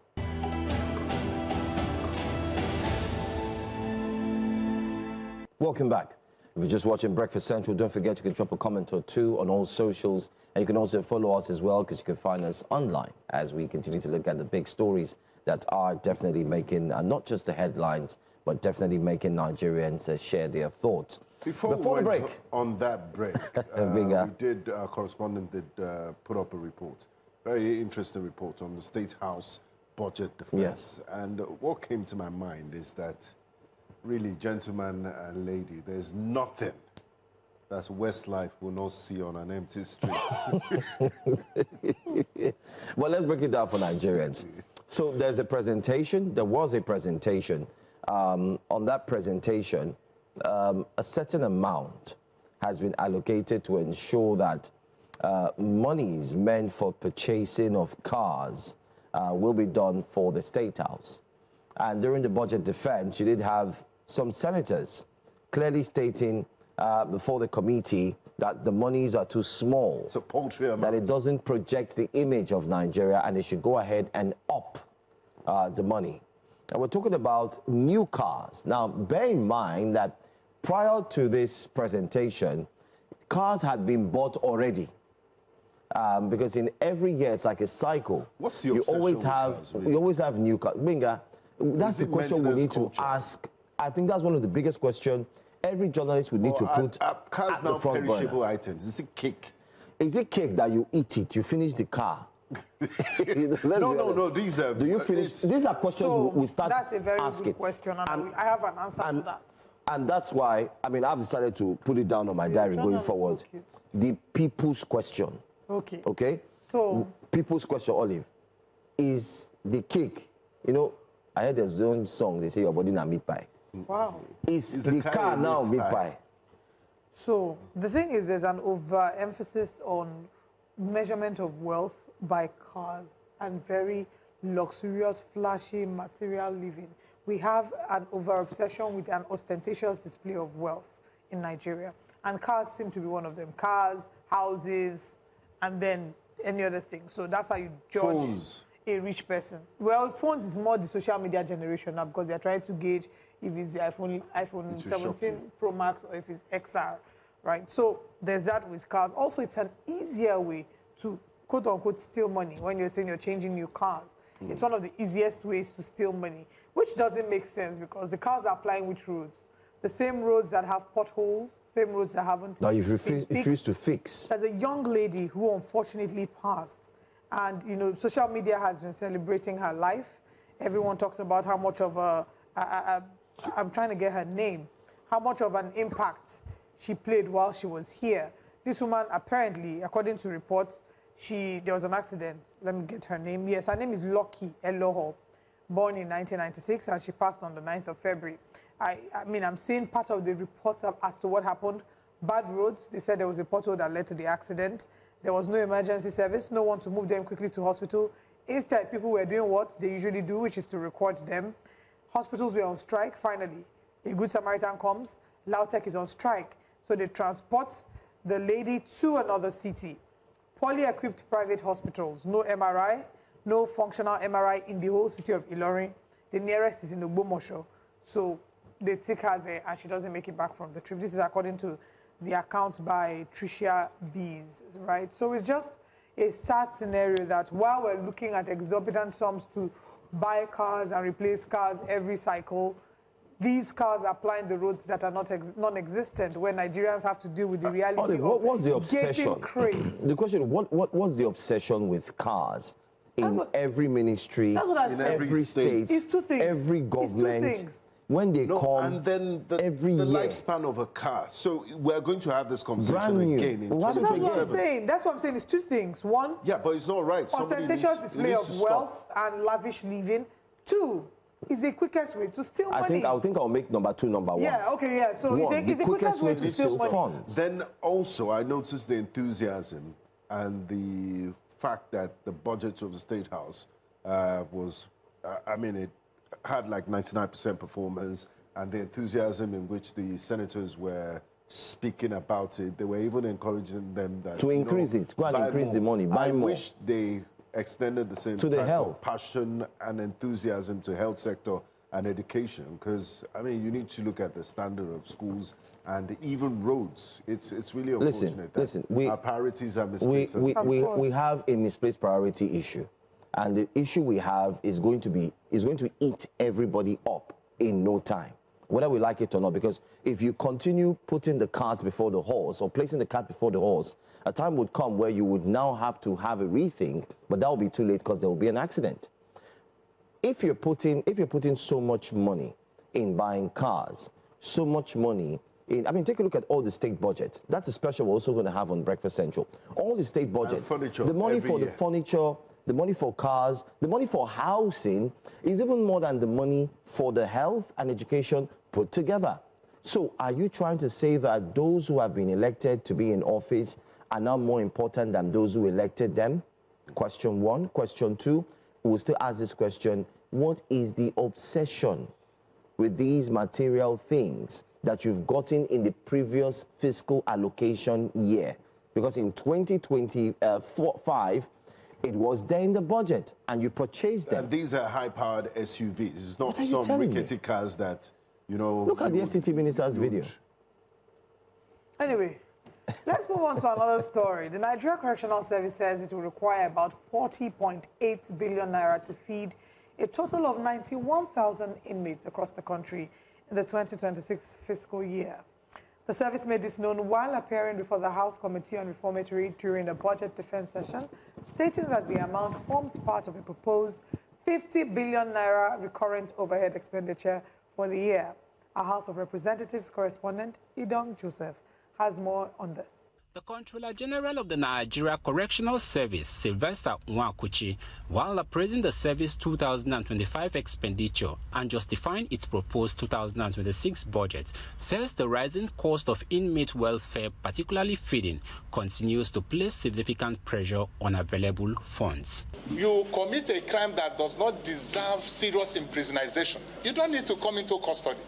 Somebody steals a chicken, and you are sending him in custody to stay for 1 year. Now calculate 1,125 naira you used to feed him. How much is a chicken? Nwakuchi provided a breakdown of the proposed budget, noting that about 80% of the recurrent overhead is allocated to inmate feeding. When we look at the recurrent overhead appropriation, the sum of 50,402,376,123 naira is proposed for recurrent overhead, and that includes inmate feeding, that is proposed for 40,833,098,9,686 naira. No kobo, representing 81%, is also allocated to feeding of projected 91,100 inmates nationwide at a daily rate of 1,125 per inmate. He also expresses concern over what he describes as lack of funding for the implementation of the non-custodial measures, which he says are critical to the congesting correctional centers nationwide. The timeline, there's a timeline of ACJA, Administration of Criminal Justice Administration. There's a timeline that you can keep somebody in custody and you release him. Jail delivery also is one of them. Judges need to judiciously pay visit to custodial facilities and look at those that don't deserve to stay beyond their time limit. The committee appealed for support, saying it will work towards strengthening the service. We have heard all the requests. We went round. Each members of the committee contribute money in paying for release of inmates. Lawmakers also called on private sector players and development partners to support the trust fund being proposed, expected to enhance rehabilitation and reintegration programs for inmates who have completed their sentences. In Abuja for News Central, Idong Joseph. Interesting revelations there by the Nigerian Correctional Services, I beg your pardon, talking about their budget defense. And one of the officials there raised a very pertinent point, and we didn't get to that point where we were speaking with Barrister Ologun about prison decongestion, that all sentences shouldn't be non-custodial, and Olive, this is your field. As per I'm a prisoner or what? No. As a legal practitioner, relax now. As how now? Let's be guided, please. No, I'm not looking at that prison angle. I'm looking at the legal angle. Okay. Or do you have any historical? I have none. Okay. And I have no such intention. Thank you for clearing the air. So, how does the criminal justice system work? How is there nothing like community service in Nigeria, or all sentences, whether you steal pen or you steal egg or chicken, is you have to do time? Because it's part of what is contributing to the congestion of the prisons. To be fair, now that I think about it, I'm not quite sure. Oh, it's been too long. Yeah, it's been so long. I'm not quite sure. I don't want to say one thing now, I'll get the top of come and say, and that's it. But I think the major issue about that causes our prison congestion isn't just about the type of sentencing, as opposed to our entire justice system, starting from when the arrests are made. So typically, there's a constitutional provision for how arrests should be carried out. You arrest the person within 24 to 48 hours. You charge them to court. They take their plea. If they have a lawyer, you know, you go into the case fully. If they don't, the state provides the lawyer through legal aid. But it's like what we ordered versus what we got, because there are people who have never even, they don't even know why they're in prison. You know, you arrest them, you throw them in prison for weeks, months, years. 61% of the inmates. That's more than half. And the sad thing is, waiting trial.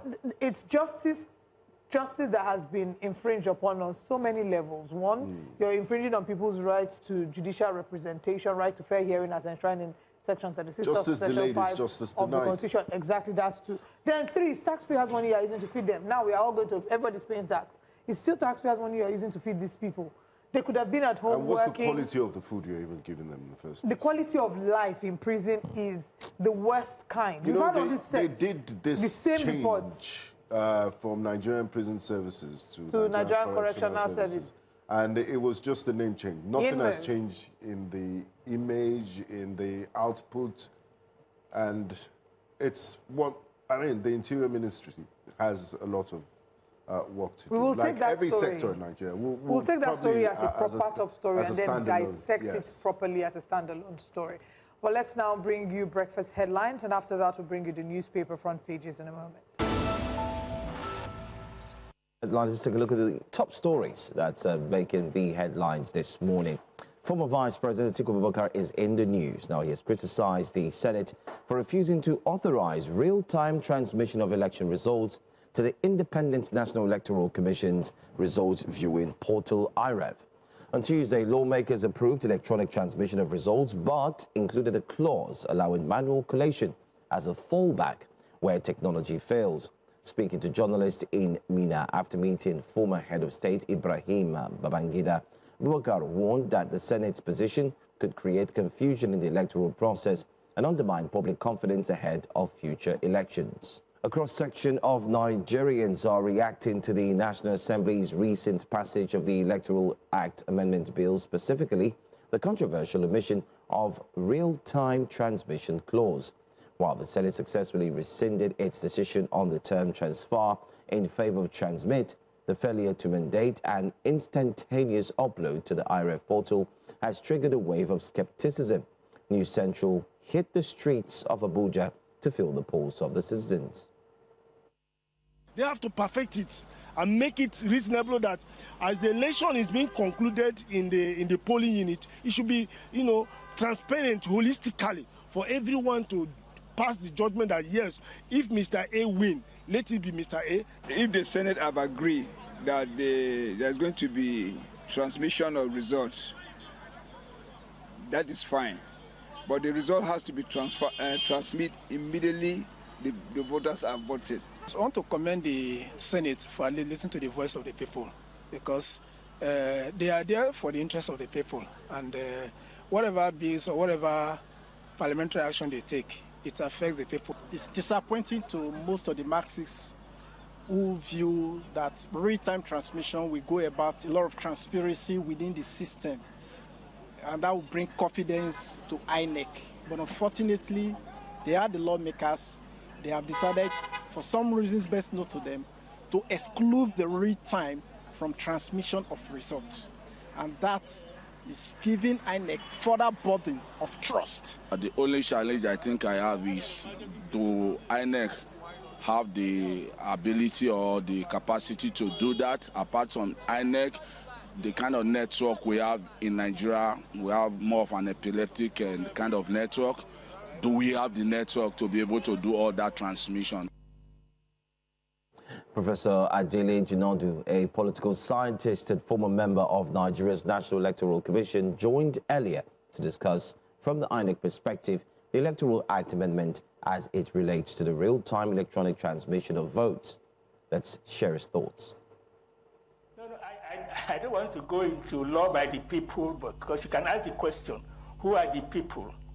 But the point I'm making is that it is an important process to have the law, to have the electoral law reviewed, because we have elections every 4 years. But I think since 1999, aspects of the electoral process that have not been addressed in the electoral review processes since 1999. Let's move on now to another story. ahead of the February 21st, 2026 FCT Area Council's election. The National Peace Committee has identified security hotspots within the capital, needing urgent interventions by security agencies. This was during a courtesy visit by a delegation from the committee to the Independent National Electoral Commission's headquarters in light of the upcoming elections in Abuja. The committee says that several areas in Amak, Gwangwarada, Wari and Kuje area councils usually face voter inducement pressures, community tensions and vulnerabilities linked to widest insecurity in neighboring states. The INEC chairman, Professor Joash Amupita, while receiving the delegation, described the advisory as timely and invaluable, assuring that the commission will treat the intelligence with urgency and caution. The evolving security landscape in the FCT presents both challenges and opportunities, highlighting the necessity for collaboration among all the stakeholders involved in the electoral process. We launched and inaugurated the Election Security and Information Hub.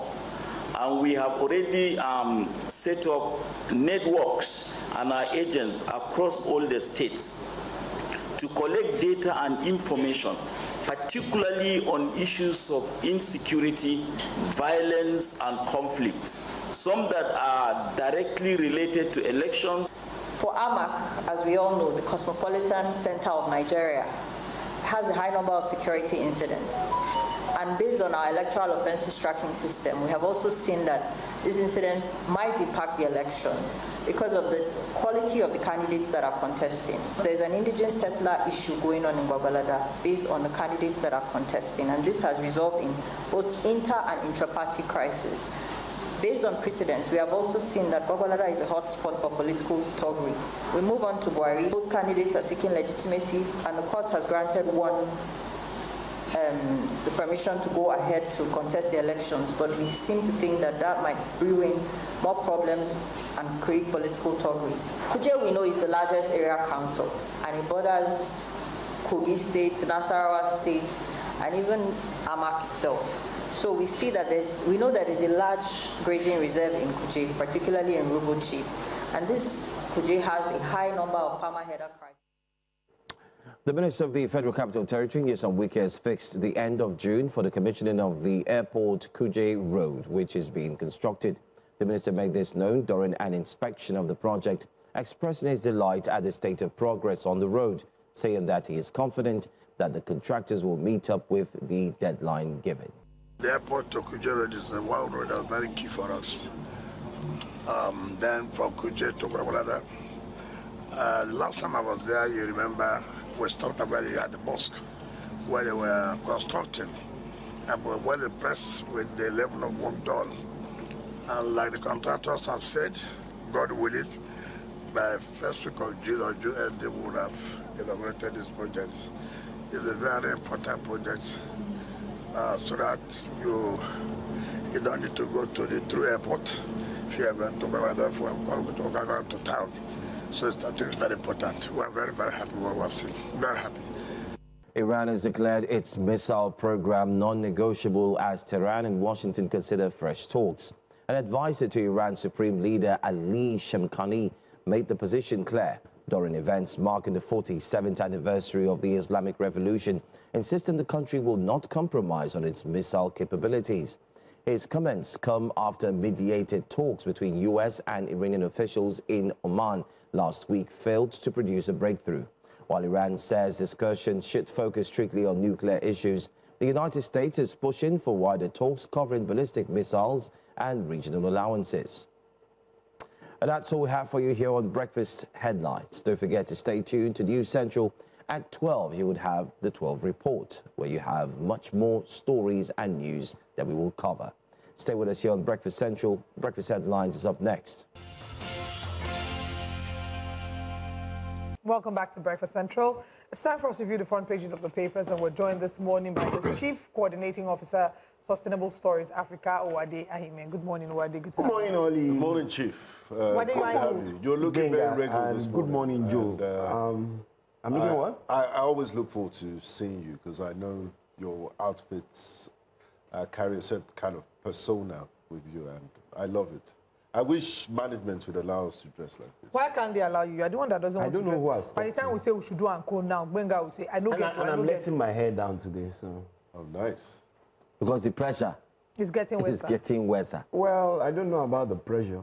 He's cool like that. You take each day as it comes. Yes. But let's get straight into the business of this morning. That's looking at the newspaper headlines. We'll start with This Nigeria. Can we have This Nigeria up, please? Tunde Raji, to be specific. Okay, This Nigeria, the front page of This Nigeria says 2027 Makinde lobbying to be Atiku's running mate, says Fayose. I don't know where he got that information from, but we have it on the news that former Vice President Atiku Abubakar and Makinde went to Hilltop in Minna to visit former President Ibrahim Badamasi Babangida. Alleges Oyo pledged 10 billion to be on ticket at Minna meeting with Atiku and IBB. NACA urges Nigerians to celebrate Valentine's safely to prevent HIV, because many young Nigerians have misconstrued, not just young Nigerians, young and middle age, and also some adult Nigerians, they've misconstrued St. Valentine's Day as a day all of them adults. You know, vices and other things I can't say. So this, by the way, NACA is the National Action Council on AIDS. So it's a great message. They need to, that should actually be the headline. They need to send this message. We need to hammer on such a message. Valentine's Day is a day of love, which doesn't necessarily mean that kind of love.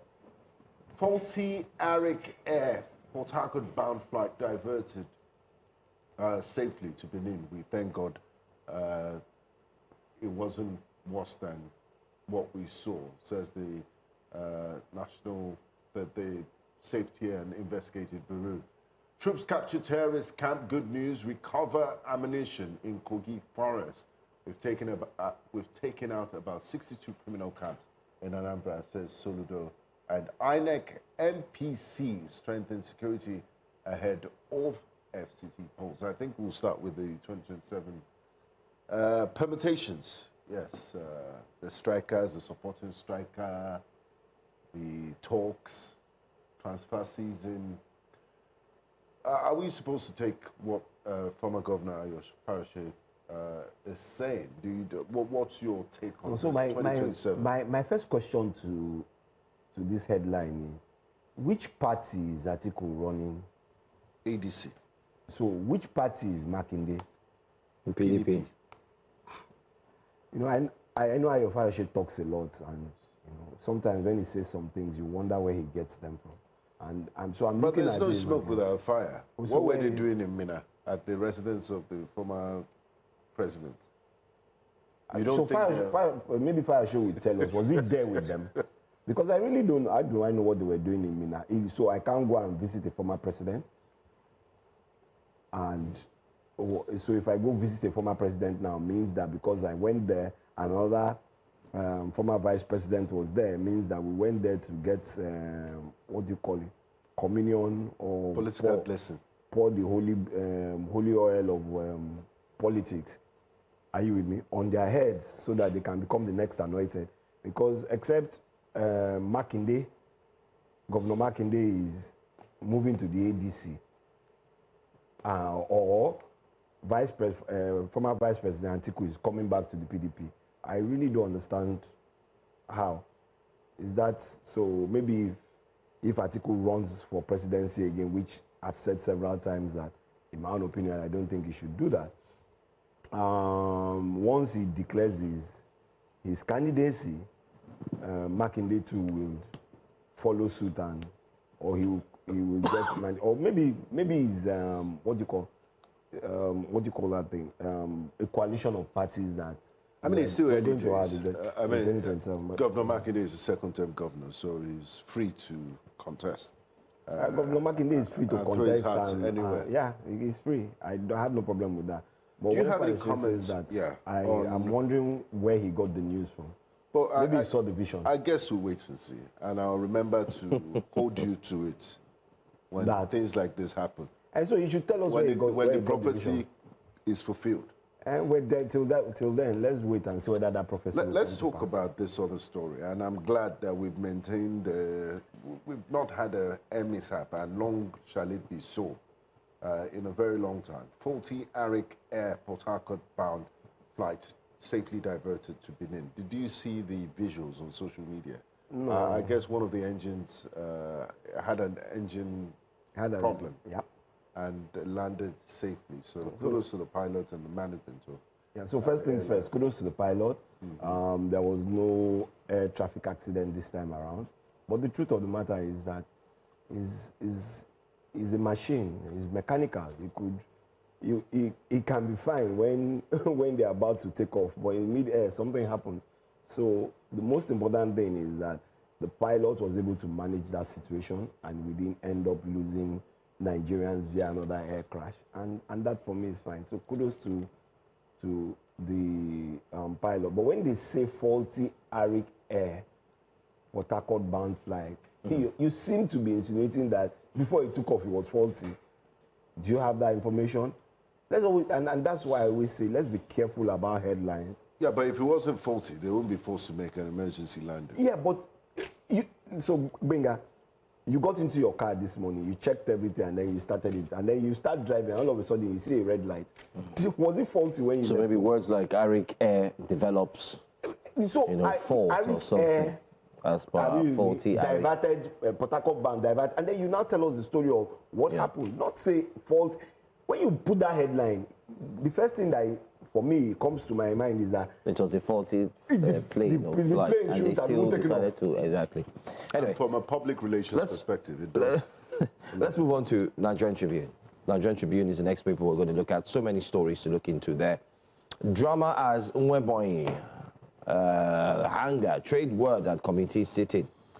Let's play that video. Let's get the video. So yes, the altercation video of Nweboyi.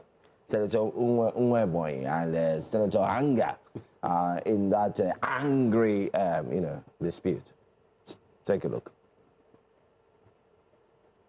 And our party in particular. So I urge you, Honorable Minister, to look in that direction and make sure that contractors are paid. Thank you, and may God bless. Thank you, Federal Republic of Nigeria. Yes, already said it. Well, sir, the principal officer, please, somebody spoke for 15 minutes. And I was talking for 5 minutes. You can't shout at me. I will shout at you. I can preside over this over you. You can't. I spoke for 5 minutes. You cannot. But somebody spoke for 15 minutes. I'm also a president officer. Don't talk with that, please. I can preside over this sitting. You can't. That is the protocol. No, you can't. Thank you. I'm also a principal officer. You can't say so. You're under me. You're bootlicking your boss. For 15 minutes. You're and I'm talking for 5 minutes. You're bootlicking. Don't tell me that, please. You're bootlicking. You're bootlicking your boss. Yes, you're bootlicking. I'm picking the facts. I'm picking the facts on the new party. Please. Don't shut me down. Okay, order, distinguished. Sir, do we leave for executive session, sir? No. It's fine. It's fine. So that forms our very first story. Back and forth altercations, How do you want to ask Wade? No, I'm going to ask him because but what I just wanted to say was that Senator Nweboyi looks so strong and healthy. Yeah. I don't know when he started all these altercations with OBS. He started a long time ago. But let's ask the expert the question. First question that comes to my mind. Expert in what? Expert in sustainability. Sustainability of, The first question that comes to my mind after watching that video is, who is under who? It's unfortunate that we think because at a particular point in time we're in position of leadership or leading, then every other person should keep quiet. They shouldn't have an opinion. They have nothing to say. If I say jump, I should be asking you how high. No, but that's not how it works. You are the leader of that committee. Doesn't make anybody your slave or your house help. And this is not the first time. first and foremost, I think he has an anger issue. He's on course. Let's not even go there. He has an anger issue. So one of the things I think we should start doing with our elected officials is when we see this is the second time I've seen this man, go off and in the wrong direction. You should go check and treat him for anger management. Since we voted him in and they are using taxpayers' money, rather than use taxpayers' money to abuse other elected officials or tell them that they are over or under, we should treat his anger management issues, And that for me is, and what kind of signals do you send to people? Are you looking at a democratic setting? Because when you start to shout at another elected official and say you are under me because you are the chairman or the leader of a particular committee, then not only is he rude, are you with me? It just goes to show, like you said, he's on court and there's no culture. Simple. This is the second time he did it with the former Senator Natasha. Well, I didn't see that one, but I saw the one with... during the Natasha issue, Obia's the grizzly. And I really don't understand who he thinks he is. If people elected you, then you must. And do you think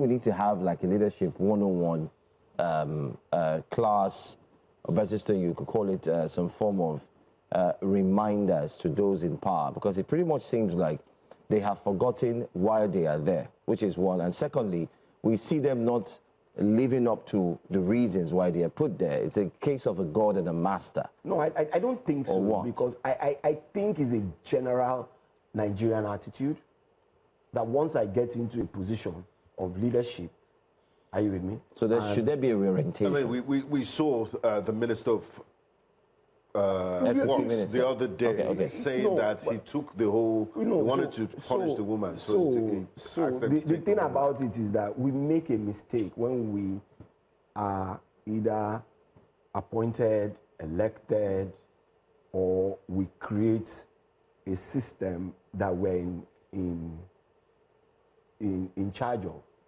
And the mistake we make is we look at it that everybody who works with you and around you, who are your subordinates, are there to serve you. No. You are there to guide them and coordinate them, because tomorrow when you leave, they will continue to on that track. But when you have this kind of people, are you with me, who sit in our upper chambers,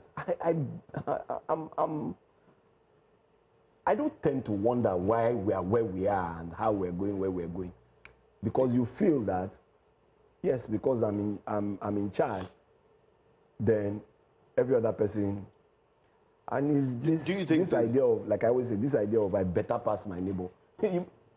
And that's his mentality. Do you think the Senate Ethics Committee needs to step in here and maybe share a circular or have a breakfast meeting, sort of, to talk to senators about their conduct? Maybe it will only be shouting at that point in time. They probably, because it will be behind. No, I mean, they need to know that they're called distinguished senators for a reason, and there's a way you carry there's a certain character traits that are associated with people that are called distinguished. And what we saw yesterday was far from being distinguished. In Nigeria, sometimes I always smile when I hear honorable, distinguished, excellency. When you look at those three words, maybe and you look at the country. No, let's not even look at the country. I look at the people who you tend to put those honorifics. Yes. Then you are wondering, where's that honor? Or where's that distinguished? Where's the For you to be called a distinguished senator, you have to have a distinguished character. And that's the first thing, character. Personality. Yeah. If we're looking in terms of, because I just feel like... And it has to be about service. Yeah, there's an over-obsession about who's superior to who, right? The senators were elected by the citizens. Yes, there is an order of protocol. If we're emceeing an event, a government event, for example, there is an order of protocol as to who comes first between the senator and the minister. But at the point of budget defense, that's not what we're discussing. That's the list of our problems. you're being a superior person. Nobody cares. Nigerians don't care. They put you there to serve, not to exert your superiority. Do Nigerian leaders realize that? Let's pause. Let's go on a break. We'll come back and pick up from here after this break. Welcome back. Take a look at the front pages of the newspapers with the CCO, Sustainable Stories Africa. Okay, all right. I give up. With any work of Sustainable Stories Africa. Okay, maybe I should just add distinguished CCO. No, because I think that's during the break. Peter Obi said, for you to be called your excellency, you must be excellent. Yeah, and I hope that the process that brought you into power must be excellent. The process that brought you must be excellent. You must show excellence. There's a lot. Wade, we have a special here on the show next week, and I know, our producers are listening, Lakumi, Kule, Benny, and we want to focus on are public servants really responsible? Because responsibility doesn't just come from taking a seat of office. It comes from how you dispense, how you act, how you behave, how you manage funds and resources. That's what we're going to look at. And this is going to be part of the conversation. Okay, and I hear you, and that's fantastic. But you see, we all need to be careful in Nigeria. And why do I say that is this. When you destroy a system, and I say this every time, when you destroy a system, are you with me? The system is a reflection of the people. And the system has been created by some people because of, one, inferiority complex, and many times what I call poverty mentality. Poverty mentality. So when people don't, if you go and look at the history of the civil service, and I say it boldly, before the late head of state, General Murtala Mohammed came in, there's no way in the world Nigerian civil servants have trained civil servants in Singapore, in Asia, in Africa, in Eastern Europe, and they were always looked at only next behind the British civil service. So what happened? If you don't know the root cause, of course we can't change anything. We can come here and talk and say, a lot of them know. And I've had so many arguments with some of my analysts sometimes. Oh, those in private sector know more than those. It is false, completely. Because these are people who have to deal with not only organizations within their country, they have to deal with bilateral issues, and everybody just comes and says, oh, they don't know anything. That's not possible. I need to, you need to sometimes speak out for them. Because when you have pushed them to a wall, and like they say, when you push Nigerians to the wall, they create the wall. If you push them to the sea, they call God to divide it so that they can walk past, just to get things going. And that's really I've always said this, and I say it again, and this time I say it on live TV.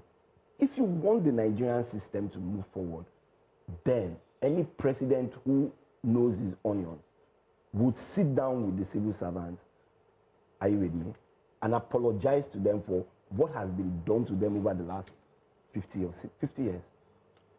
So that they can now come back and say, you know what, let's do the work that we do. A renewed hope. Right. I don't know about that hope. Okay, let's take comments from YouTube, and then we'll take another paper. On YouTube... No, we're still on Punch, though. We have more stories. We just took one. On the front page of... in the comment section on YouTube, we're streaming live via New Central TV Live. We can see some comments. Moken Chukwemeka says, good advice from NACA, and also be careful of unwanted pregnancy because the results will show by November. There is no pregnancy that is unwanted. Benga. Happy Valentine's Day. Are you listening? My own cannot be unwanted. I'm legally married, fam. Oh, sorry. Anything that happens, I accept it with my full chest. Okay. It is the will of God. Said we should come to this world and multiply. I've moved on a long time ago. We move. Prince Ajibade says, I agree with your reviewer. That faulty headline is wrong. Print media houses shouldn't be behaving be like sensitive. bloggers. He then says, Nwebo is doing everything possible to protect his daily bread. How would he win a re-election if he fails to protect his godfather? He's such an arrogant young man that needs some training. That person that sent that message, what's the name of that person? Prince Ajibade. Prince Ajibade knows his onions. I suggest he gets a noodle and have the onion flavor. I'm sorry, guys. Olumide Alade says there are many flaws in the way this country, Nigeria, is being governed. What happened yesterday clearly showed bias. The senator appeared to be shielding the minister simply because they are from the same state. And it shouldn't be so. Completely wrong. It's inappropriate to prevent a serving official from the same state when you it's inappropriate to present a serving official from the same state when you intend to conduct an objective interview. The minister is reportedly his political godfather in Ebonyi State, which raises serious concerns about impartiality and accountability. If we truly want to move Nigeria forward, many things must be corrected. Transparency and fairness, of course, must. That's why I said it to Hanga. That's to protect his godfather. That's why Senator Hanga was saying that he's something. Oh, yes. He's something because he's his boss. He's a hitman. Then he said he's a hitman. You know, when we look at systems falling, Wade, you've mentioned that, you start to wonder what the future will look like. And need I say this, maybe it will be recorded and it can be played maybe in 10 years' time. The younger generation who have seen all of this, the moment they get into power... No, they are going to be worse. And what we are seeing here, already seen symptoms of what the younger generation will do. Did you not see the SUG president of I saw that. I think that was just a front. I think it was just a front. I don't think it was real. I don't think it was real because those bodyguards were young. They looked like students as well. I mean, to shock you, I did not see student pastors. But not to deviate. The point is... Let me add to that what you're saying. Our generation is like this because of some of the things that started to transpire as we grew up. And that's what's reflective today. So what will happen 10 years' time? Because what our generation is teaching our children is me, myself, and I. And all this me, myself, and I started in 1975. I can beat my chest and say it. And anybody who doesn't agree with me, you can say anything. But the records are there. We don't even read history. The destruction of the civil service started in 1975, and the coffin was finally nailed in 1999. And we know the people who did that. I don't need to mention names. So if my age mates or those who are slightly older than me tend to forget this, what do you think they are teaching their own children, who, many of them, in real essence, all they care about is, like you say, how do you call those things in social media? Clock it. God bless you. Let's take another story. Let's take another story on the paper, by the way. APC NNPP back Kwankwaso as U.S. sanctions tension rises. APC NNPP back Kwankwaso as U.S. sanctions tension rises on religious freedom violations. U.S. Congress gets bill proposing visa ban, asset seizure for ex-governor and others. Look at this story. Blackouts. 300 billion naira power lifeline for hospitals, universities hits snag. OT law. Why did we start the banding? A, B, C, D. Some people said it's F. And now, sustainable stories. Africa, they cannot sustain it anymore. And in the same light. No. Joe, I've always told you from the beginning. That's why I called your name, Sustainable Stories Africa. It was not sustainable. Consumers, individuals, are not the people who pay for the upgrades of electricity anywhere in the world. And I will maintain that till the day it's a public they cremate me when I die. It's a what? I mean, electricity is a public utility. Electricity is a public utility, but it has two aspects. There's a commercial and there's a social. You don't expect those who earn salaries to be the ones to pay the commercial bills for you. It doesn't work. And it's discriminatory. But beyond that, let's look at the importance of this. Power lifeline for hospitals and varsities. And also, I think they should add barracks to it because these are barracks, hospitals, assets. Varsities. It shouldn't even be, it should be non-negotiable. They should have 24-hour power supply. I think you've missed one too. But in the same light, in this country, Aso Rock to go off national grid by March as their own solar project nears completion. So it tells you about priorities. So Aso Rock is more important.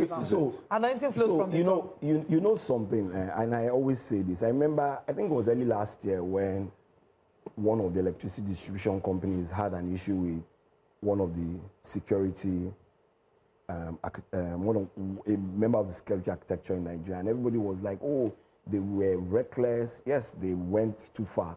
However, I have always said this. Security systems must have 24 hours light, and they must never be on band A. We must negotiate what the cost of producing that electricity and giving it to them and putting a small margin so that they can pay. I don't expect the airport to go down. I don't expect our air intelligence watch systems to go down because we are blind spots. People can attack us. Are you with me? And it happened. I don't expect them to run on generator, diesel.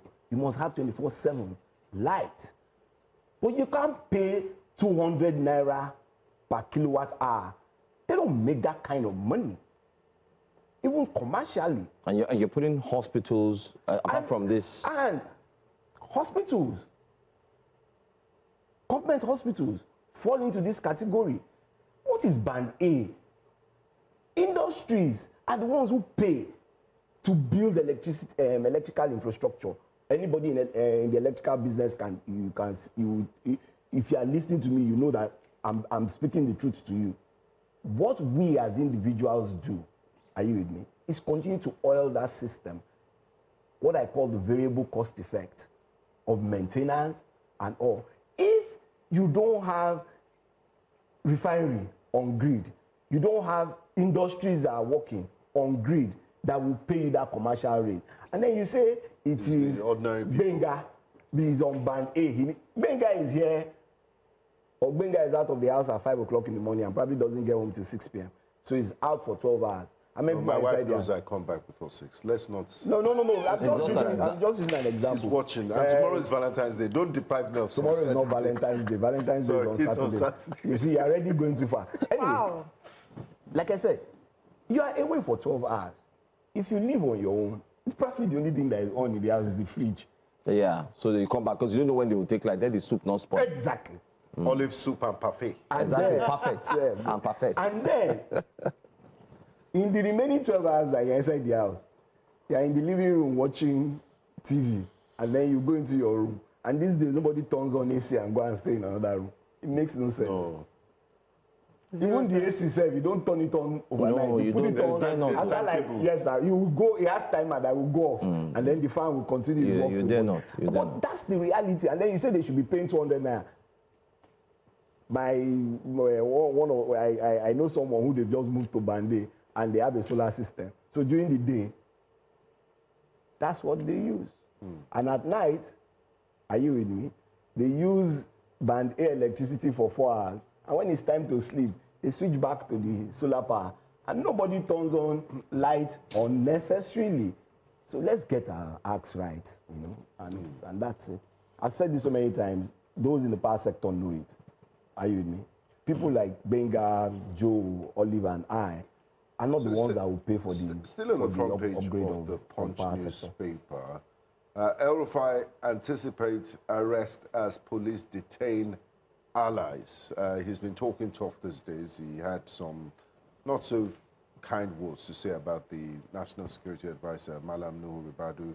He says since they've been detaining his allies, he won't be surprised if he's arrested. I mean, why this change of fortune for Malam Nasir El-Rufai? We remembered him speaking at the Royal Institute of International Affairs, Chatham House, where the president was delegating things, and we thought, you know, it was a foregone conclusion there will be a minister. So let me just use a good example when it comes to politics. All of a sudden, the man who owns Tesla doesn't see anything good in the president who they've made up for you. So maybe they will make up. So let's leave it that way. Do you see that happening? And the fact that he's speaking this way, do you think speaking which way that they could be arrested? If everybody thinks he has done, he's a critic of the government. Yeah, but there's so many critics of the government. Is it sour grapes? Benga. I just want to say to he can't set me up. You know, he always tries. Benga, if El Rufai believes that he has done nothing wrong, are you with me? From a security perspective, from a criminal perspective, and he's arrested or he's invited for questioning, then he should go and put his case up. And if he's detained unlawfully, then let us in the media and all those who speak about unlawful detention speak to it. Okay. And I'll leave it at that. Cybercrime court jails 2 Chinese directors, 92 years. I saw that. Just last week, a court in Nigeria sentenced somebody to 450 years. Olive is like your constituency, the judiciary. They are vexing these days. So what we have to do now is just to wish the criminals long life and prosperity. But when we say 92 years, on how many counts? Because they all run concurrently most times. At the Olive, correct me now. So when you say 500, what's the life expectancy? All these when you say, of a Nigerian life. He has been jailed for 600 years. Maybe 30 counts of 20 years. Olive, that's what you call a Methuselah-like sentence. You're going to stay there. Your children's children will come and inherit it. We wish you long life and prosperity. We'll help you continue. They'll put it in your will. So they go, who's going to take after? Will inherit the rest of my sentence. Wadi, thank you for joining us this morning. We always enjoy having conversations with you. And to our YouTube audience, thank you very much. I need to read this comment, very, very important. But before I get to the comment, okay, Chukwemeka says, what are they teaching their children? Let's not go far. Wike's sons are seeing how he's going about as a politician. Will they be different? I mean, and one of his sons is always with him. Yeah, so, you heard the allegations of them putting him there. I was listening to the man you interviewed earlier. We are almost out of time. Where he talked about the 5 classes of where you should be. And number 1 now is the political class. You know. 2 comments. Moki Chukwemeka says, Benga doesn't want pre-Valentine Wahala. Then Shadrach Eja says, Benga actually doesn't come back home until 11 p.m. Someone knows you well, Benga. Okay. Shadrach is a vision mixer. He's just there. Are you sure? Shadrach, I'm going to see you after the show. Okay. No wonder when just before we come on there, we're talking about Shadrach, and someone said that Bendigo, you find maybe this is their Bendigo. Tomorrow, Benga is going. We'll confirm with his wife and bring you the update. As we're wrapping up, I of course want to celebrate Catherine Tomiloba, who's my mentee and my baby, and I wish you an absolutely beautiful year. We'll see you tomorrow for the pre-Valentine celebration. Have a wonderful day. All of you must wear red tomorrow. All of you must wear red. Deal? Bye. Thanks for watching.